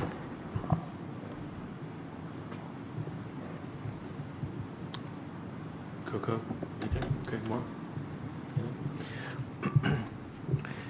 House Bill 2, as it reads today, has an incremental $395 to the weighted average. To the basic allotment. To the basic allotment. Correct. I know this presentation is focused on expenditures, but I'm trying real hard to think through the $3 million challenge. This does not include any assumptions for the $395? Correct. No. Correct. Okay. So here we are in May. We're stalled in the legislature on House Bill 2. The legislative session ends when? June 2nd. June 2nd. we need to adopt a budget by when? Officially, you have to adopt the budget by June 19th, June 19th. but June 2nd is our board date. We're meeting on June 2nd. Yes, sir. We might need to move the meeting if Well, we've talked If- about what, if there's a chance that the $395 plays out, or some portion of it, because it's not included here. And I haven't done the math yet, but there's probably $3 million in there, is my optimistic view of the world. could certainly be, Okay, but sure. we shall see. We're going to continue to monitor that to see where the stall is, how long the stall at the Senate is. They've started to move on to accountability and some other things, so I think we're hoping we can see some resolution promptly to get an idea of where this is going to land. On the Senate side, again, that's where it's held up. right. They're not as eager to give us money, quite honestly. So the kind of pivoting to the, John, I don't know if you want to add anything Well, on that. I was just wanna going to go say, special ed okay, next. so just remember, though, that a special session can be Could called. most likely be So, I mean, you never, That would be a massive disappointment if our legislature did that. I agree wholeheartedly with Yeah. you, but I'm just, as far as timing goes, You've I seen think this- it's you've kind of seen like this- timing the stock market. Don't try it. You've seen this movie before? Yeah. If you recall, I just want to take those of you that were on the board and those of you that are new on the board, you may not realize, but there was a time where we did where we did have to wait and come back because similar, we weren't sure. When we were sure that we could give the staff what we wanted, we did that Sure. after the fact. Sure. So, it's been several years though. As I think about, and again, not to rehash last month's discussion, but for purposes of John, Dr. Webb made a special education themed presentation with particular emphasis on some of the numbers of our students that are enrolled in the program, as well as our growing costs. And I wouldn't be here if I didn't believe in a free and appropriate public education. But our rising costs in special education continue to concern me. And so when we think about the legislature right now, do we see anything in any of these bills that are going to help us in the special education area? And is the timing of that potentially in this June timeframe, assuming John's view of special session doesn't occur? So the update that I got on Friday from Moat Casey was that the special education funding increase that's been talked about by both the Senate and the House is going to end up being tied to House Bill 2. And so it'll be dependent on House Bill 2 moving through the process and being passed. While our view of House Bill 2 is not adequate for what we've experienced in our costs since 2019, the current thinking is, let's get behind House Bill 2. And where are your peer superintendents in their support of House Bill 2 and what's going on? So we certainly, having not seen an increase to the basic allotment since 2019 at $6,160, and having seen the very unfortunate vote for ESAs and vouchers, thinking that, okay, this has happened, cannot change that at this point, money will come. The House did, put that in that. It wasn't as much as I would have loved to have seen, but it would be a nice amount of money for us to receive moving forward. The Senate is not nearly as generous in what we're seeing. It is far less, far less than what the House was willing to give us. And so that is where they're trying to find that, where do we come out on this? There's great concern. We have another Zoom call with multiple superintendents throughout the state on Wednesday of this week. We continue to advocate and talk to people, those that we have relationships with, those that we just want to give a compelling conversation about what we need as far as the state, not just the current, but the future of public education. Any and all people are encouraged to talk to the decision makers, because this is the time. The decisions that are being made today will affect us monumentally moving forward. I'm not sure I answered your question. No, I think Said a lot, what I'm but- going for is the vibe. What's the sense? We're really good in this district. What's the Every- holdup? That's the sense. Why are you waiting? You have the money there. Do what's right for our kids. But Martha, I think the other point, though, even though you're saying the House is generous, Well, more generous no, than the they're- Senate. Their so- House Bill 2 that they put forward isn't what we wanted, Yeah. but it is money. Right, I think that's important to note, that Yes. even their version doesn't even come close to covering the inflationary costs. You are correct. That we have seen since 2019. Right. So, yes, It it's is a more poor generous than the compromise at Senate, but best. it's a poor compromise at best. Yeah. Which felt very disappointing, and now I'm thinking, oh, if we don't even get that, that's very unfortunate. Well, the other thing to think about with SB 2 is it's a lot more restrictive in how you can spend the funding Correct. that you do get. That is correct. So hopefully they can work that out between the two and come to some compromise. But anybody that wants to advocate for public education and for Tomball ISD, please contact your legislator and let them know how you feel and what we need. Yes, sir. Thank you. Remind me how many employees we have total? We have a 3,000. little over 3,000. Yeah, a little over, we say 3,000. I was just thinking through the 79 number. We're using a 2% student growth. Am I remember that correctly? Yes. So I would have this. thought a number closer to 2% of 3,000 would be 60, but I guess if we're having to add all the special education staff, that would account for the Yes. So 37. more than 2% growth with staff, right? Yeah, so Correct. 37, according to the memo, 37 of the new positions are needed for the growth in special education, so roughly half. Plus, you're also opening a new school. So when you open a new school, you have a certain amount of inefficiencies. Correct. You have Plus, your and administration we've done that every year, and we still, remember, we have the big one, which is the high school Right. in the future. And plus, our special education kids require more Correct. adults than regular The students. ratios, which Yes. we, anyone that knows Dr. Webb knows that we discuss that every time we meet, and I appreciate that advocacy. As his former special education teacher at the university level, I have to take some credit for that advocacy, but I appreciate it. So I'll just finish my comments of, if we believe that this legislative session ending June 2nd, I'd like to revisit soon whether or not we need to meet June 2nd or not. If there's a chance that $3 million shows up, I sure would like to put my hand up for a balanced budget as opposed to just missing it by days for a deficit budget. But that's just my Absolutely. personal We'll continue to monitor that and visit with the officers regarding that, for sure. All right, so the final two pieces are the additional budgets that in June the board will be required to adopt under state law. And so that is our food service budget. And so in working, Claudia working with Whitney Johnson, our Director of Child Nutrition, the budget here is balanced at $12,827,000, with 97% of that being allocated towards payroll and the supplies and materials needed to operate the child nutrition program. And so they have a balanced budget there. That funding is generated from both local and federal, with a small amount from the state. But the primary portion of that comes from local revenue. For the debt service budget, this would incorporate a INS tax rate at 39.6 cents.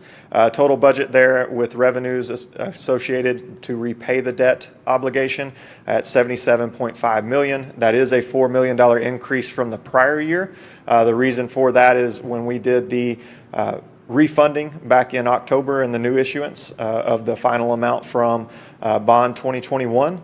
That final authorization, the way that we were able to structure the debt allowed us to front load that a bit to save on interest costs, and so that increased our debt payment, but we're able to fund that again with the 39.6 cents.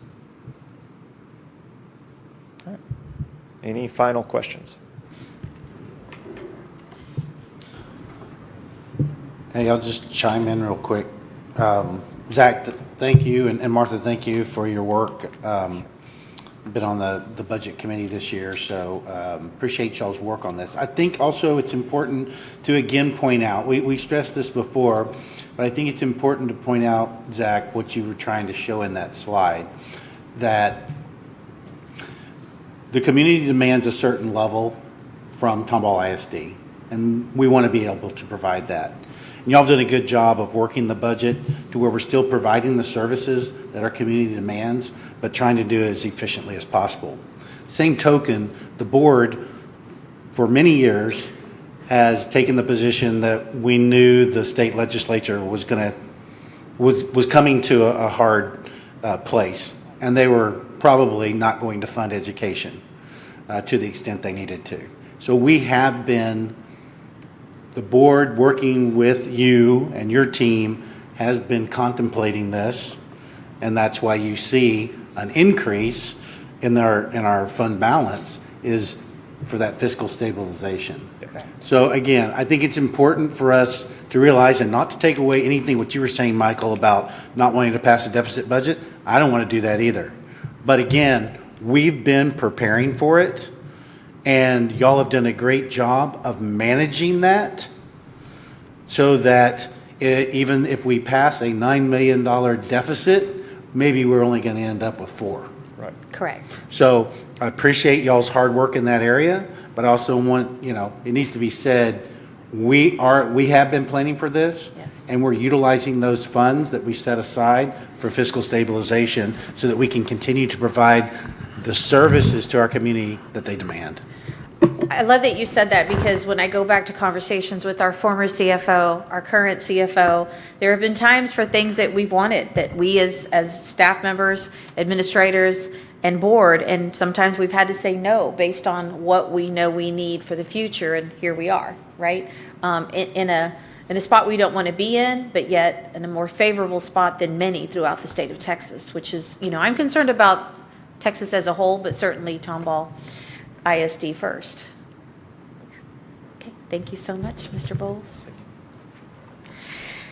Next, we have our third report for the evening is instructional materials and approval review. Just wanting to keep you abreast and updated with where we are with our IMA, instructional materials. And we have Dr. Michael Webb, our Chief Academic Officer, that will give us a brief report on this information. Dr. Pratt, Dr. Zamora, members of the board and cabinet, I'm happy to bring to you this evening a report on the state funding sources for instructional materials. The first being IMTA, Instructional Materials Technology Allotment. This has been a funding source above and beyond the basic allotment that Texas school districts have used for decades. The second funding source is out of the 87th legislative session, out of House Bill 1605, the Instructional Materials Review and Approval source of funding. This is an IMRA. We're going to dive deeply into both of these sources of funding for our curriculum materials. So the first being the IMTA. Each district is entitled to an instructional materials allotment each legislative session. Historically, the allotment in Tomball ISD has been around 3.5. You see that it did slide down in 2017 to just over 1.5. But we have not, as Zach has put it, we do not know what the allocation for the IMTA is going to be for the next 2 years. From what we are hearing, we should not expect to have less than what we received last year, so we are forecasting our budget based on about 3.5 for the IMTA. Traditionally, the IMTA fund operates through what's called an annual, or not an annual, but a proclamation process, in which the state will issue a proclamation for textbook vendors that is typically associated with the release of new standards. Then the school districts will go through a process to then adopt materials that are part of each proclamation. So currently, Tomball is under Proclamation 2018 for World History. We have secured these materials, these textbooks, through the school year 25-26 through the IMTA. We are currently working within Proclamation 2019, which this is the proclamation in which we adopted our reading language arts, K through 12 materials, and we are currently contractually obligated for our RLA materials with the HMH vendor through the school year 26-27. The most recent proclamation, and actually the last proclamation that the state of Texas will issue, because we're going to go forward to this new process of IMRA, was Proclamation 2024. Within this proclamation, the school district, we adopted our STEM scopes, which is our science textbook, and we have secured this contractually through the school year 28-29. Overall, we have 18 active adoptions in which we are contractually obligated with a licensing agreement in the area of social studies. We have 6 that will expire from the school years 26 through 2030. Again, as I mentioned, reading language arts, which expires 27-28. We have 4 adoptions within languages other than English, which will expire beginning at the end of this semester through the school year 2028. So the new funding source. This funding source, again, was created out of House Bill 1605, 87th legislative session. It's important to understand the distinctions between the IMRA and the IMTA. So the Instructional Materials Review and Approval process provides a state-led process to approve materials, not to adopt materials. This process is led by TEA, in which they have developed a project that operates each year to review materials that have been selected by TEA for IMRA consideration. Then TEA, in this work project that happens every year from about May through November, looks at the standard alignment of the materials that have been selected. In order to be approved through IMRA, any material, any textbook must have 100% alignment to the TEKS. In addition, those review committees look at the suitability and the appropriateness of each book, ensuring that each textbook is age appropriate and ensuring that the content is not overly controversial. There is a quality review of every material that goes through the IMRA process, and also this review looks for factual errors and ensures any textbook that is approved through IMRA has a parent portal that provides transparency on any material that is adopted through this process. Of course, the review process also will ensure all specifications are met as far as physical, electronic, and internet specification for any material through the IMRA. All right, so this is the big change in funding. So each legislative session for the IMTA for the past many decades, each legislative session would give every school district an appropriation to spend over 2 years above and beyond the basic allotment. Again, ours is about $3.5 million. The IMTA, however, awards each school district $40 per student annually, and then provides an additional bucket of funding for IMRA for $20 for any printing cost annually. So the IMRA process started with the legislative session, with the 87th legislative session. Since then, Tomball ISD has accrued $1.6 million in our what's called the State Board of Education Instructional Materials Entitlement Fund. These are dollars that a district can use on any material that's been approved through the IMRA. It's not textbooks that the district adopts as a result of a proclamation. It's not the district looking at additional resources they may choose to use that are aligned that we could use funding through the IMTA. Instructional materials review and approval process only allows us to spend money on curriculum materials that have been approved by TEA and therefore by the State Board of Education. So a timeline in this new process began again in 2023 with House Bill 1605. In 2024, March, about this time last year, TEA identified materials for review. The State Board of Education, led through TEA, identified materials that met all the specifications of House Bill 1605, and in December 24 released its first approved list of instructional materials that could be requisitioned through the IMRA. Districts in May of 2025 now have the ability to use funding that has accrued over the last 2 years on these specific materials. However, a district cannot spend any of this money on any material that has not been approved by the State Board of Education. So to give you a scope of, or to give you an understanding of the scale of materials that have been approved at this point. So if you look at comprehensive reading language arts materials, we call them full subject for Tier 1. Currently, there is only one approved vendor that has met all the specifications that's offered in English and math. Savas Learning is the only vendor, again, that has met all the IMRA requirements and is offered in both languages. As a requirement of House Bill 1605, the Texas Education, the TEA also was required to become a publisher. So TEA now produces a product called in reading and in math called Blue Bonnet. Blue Bonnet at this point is only offered in English, and in reading it's only offered for grades K through 5. In addition, there have been 2 products approved that are partial subjects, so to help support phonemic awareness and phonics. These are Amplify and Just Right Reader. There are additional products that have been approved in the area of phonics, however, but they are only in English phonics and not in Spanish phonics. We anticipate the list of approved materials through the IMRA process to increase significantly over the next 3 to 5 years. If you look at the area of math, again, there are only about 6 to 8 vendors that have been approved that have met all the specifications for math.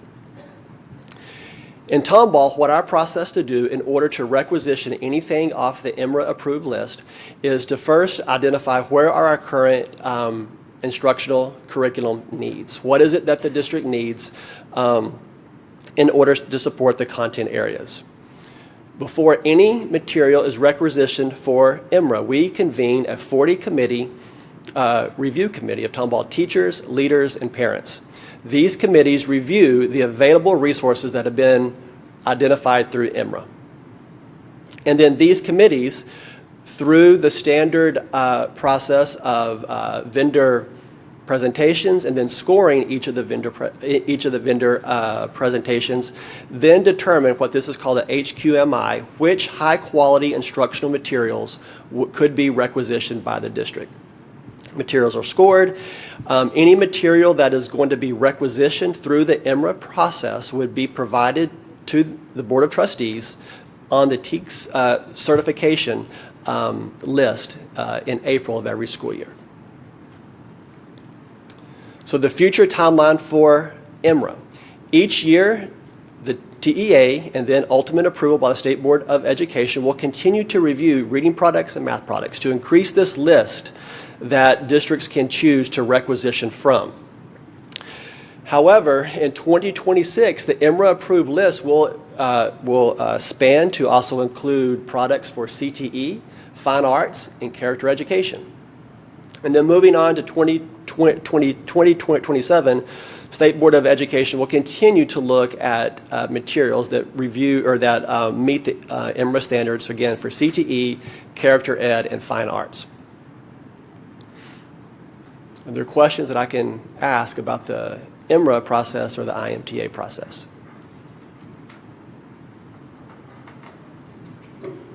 Okay, so right now,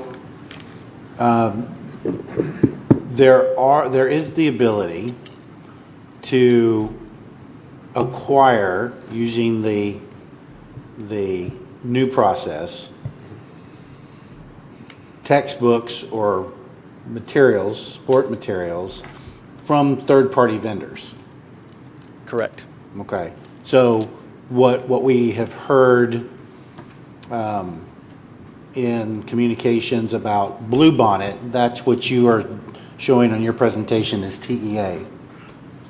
Yes. Is that correct? That's correct. Okay. So, number one, it's not comprehensive enough right now to replace all subjects, whether it's Bluebonnet or a third party through this new process. Correct. The instructional allotment is not going to be funded anymore. So to the extent you have an area that needs new materials, you're going to have a void? No, the IMTA will continue to be funded. Oh. The IMTA will continue to be funded over the every odd year that coincides with each of the legislative sessions. It will continue to be funded. As the EMRA process moves forward and 1605 gains full implementation, however, at some point around 2030, the only materials that we can buy with IMTA are going to be EMRA-approved materials as well. Okay. Okay. But you could use your instructional allotment to purchase something that in reading language arts K through 5 that's already got a EMRA correct component? Yes, we can Okay. use the IMTA funds Okay. to purchase EMRA-approved materials. Okay. So it's status quo right now, other than there's the opportunity to receive additional funds if you use some of these. Yeah, we just can't go opposite. We can't use EMRA dollars to buy materials that commonly are on the IMTA list. Gotcha. It doesn't work that way. Gotcha. Okay.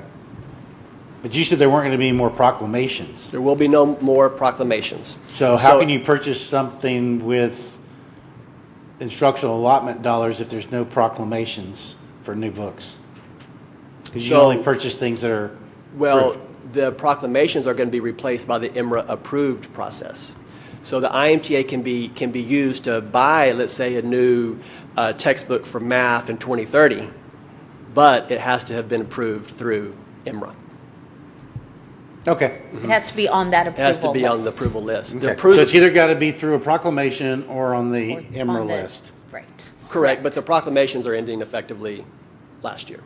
Ended effective, right? Yep. Okay. Thank you. Any additional questions or comments?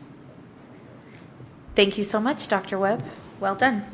Our final report for the evening is with brevity because, as you recall, this is an item that we discuss in closed session in greater detail. That is a district-wide intruder detection audit report finding. Dr. Stephen Gutierrez, our Chief Operating Officer, will cover this with brevity in open. All right. President Pratt, Dr. Salazar Zamora, the Texas Education Agency conducted an intruder detection audit pursuant to legal requirements.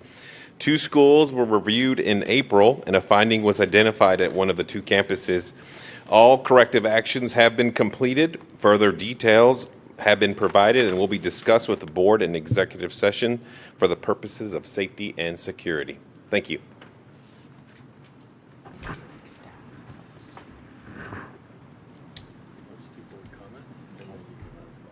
Okay. That's very fair.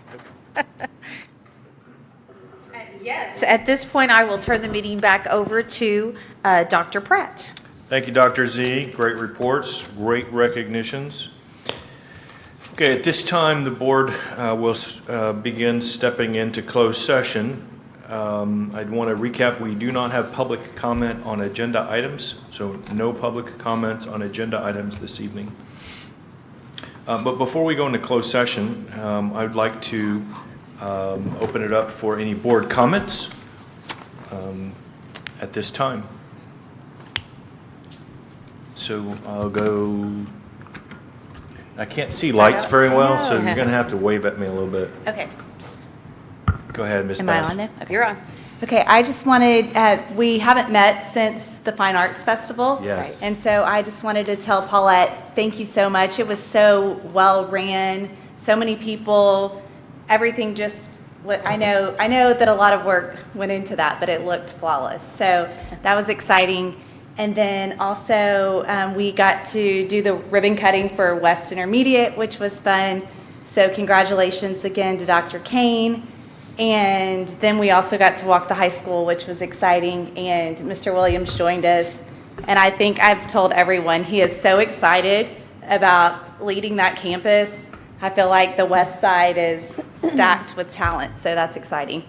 And thank you to Mr. Wilbanks and to Caitlin for touring us around. I'd like to add to your comment about the Fine Arts Festival. Since we've been here, Paulette has received notification, which she quickly sent me, that Tomball ISD, again for a second year in a row, back-to-back, was recognized as Best Communities in Music Education 2025. Congratulations. Hot off the press.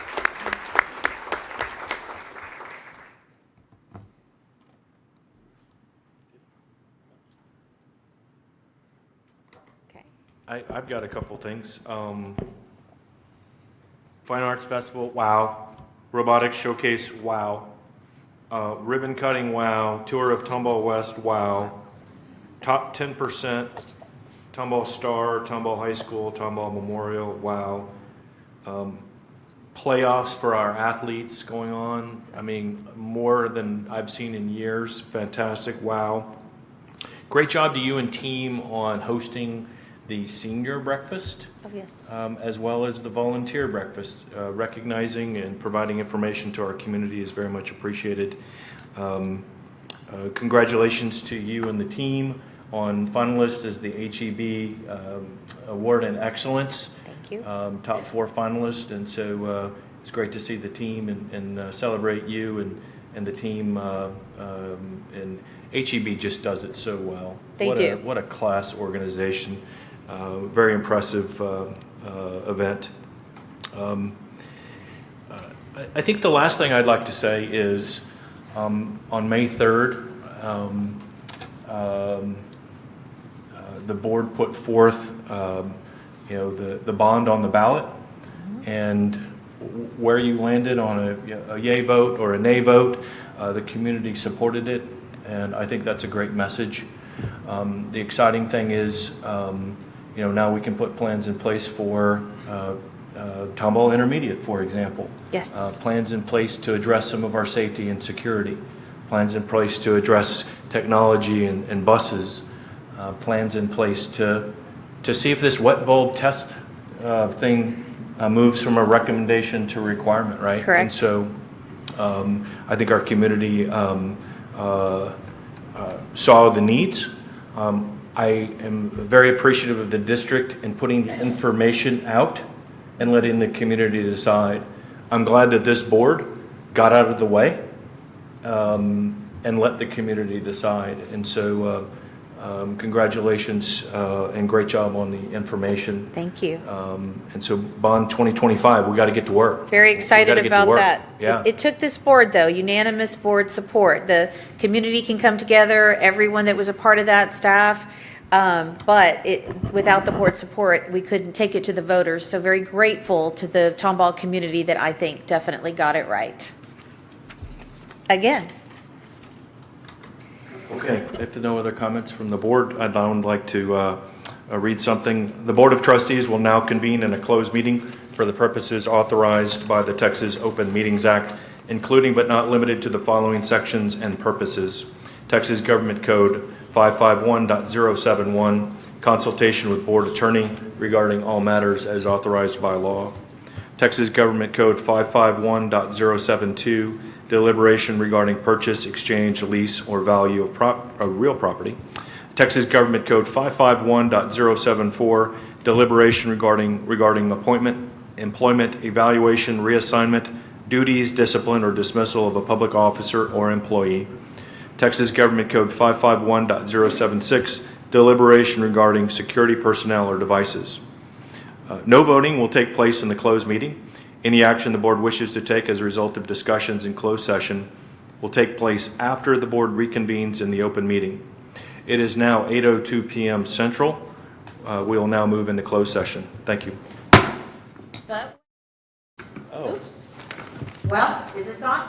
But wait, I would like to let administration know that you are free to go. I mean, don't run out of here, but don't get too used to it. But we have an incredible board and want for you all to be well rested as we end this great school year. Thank you, guys. you know if you have to stay. Hey, Martha. Yes.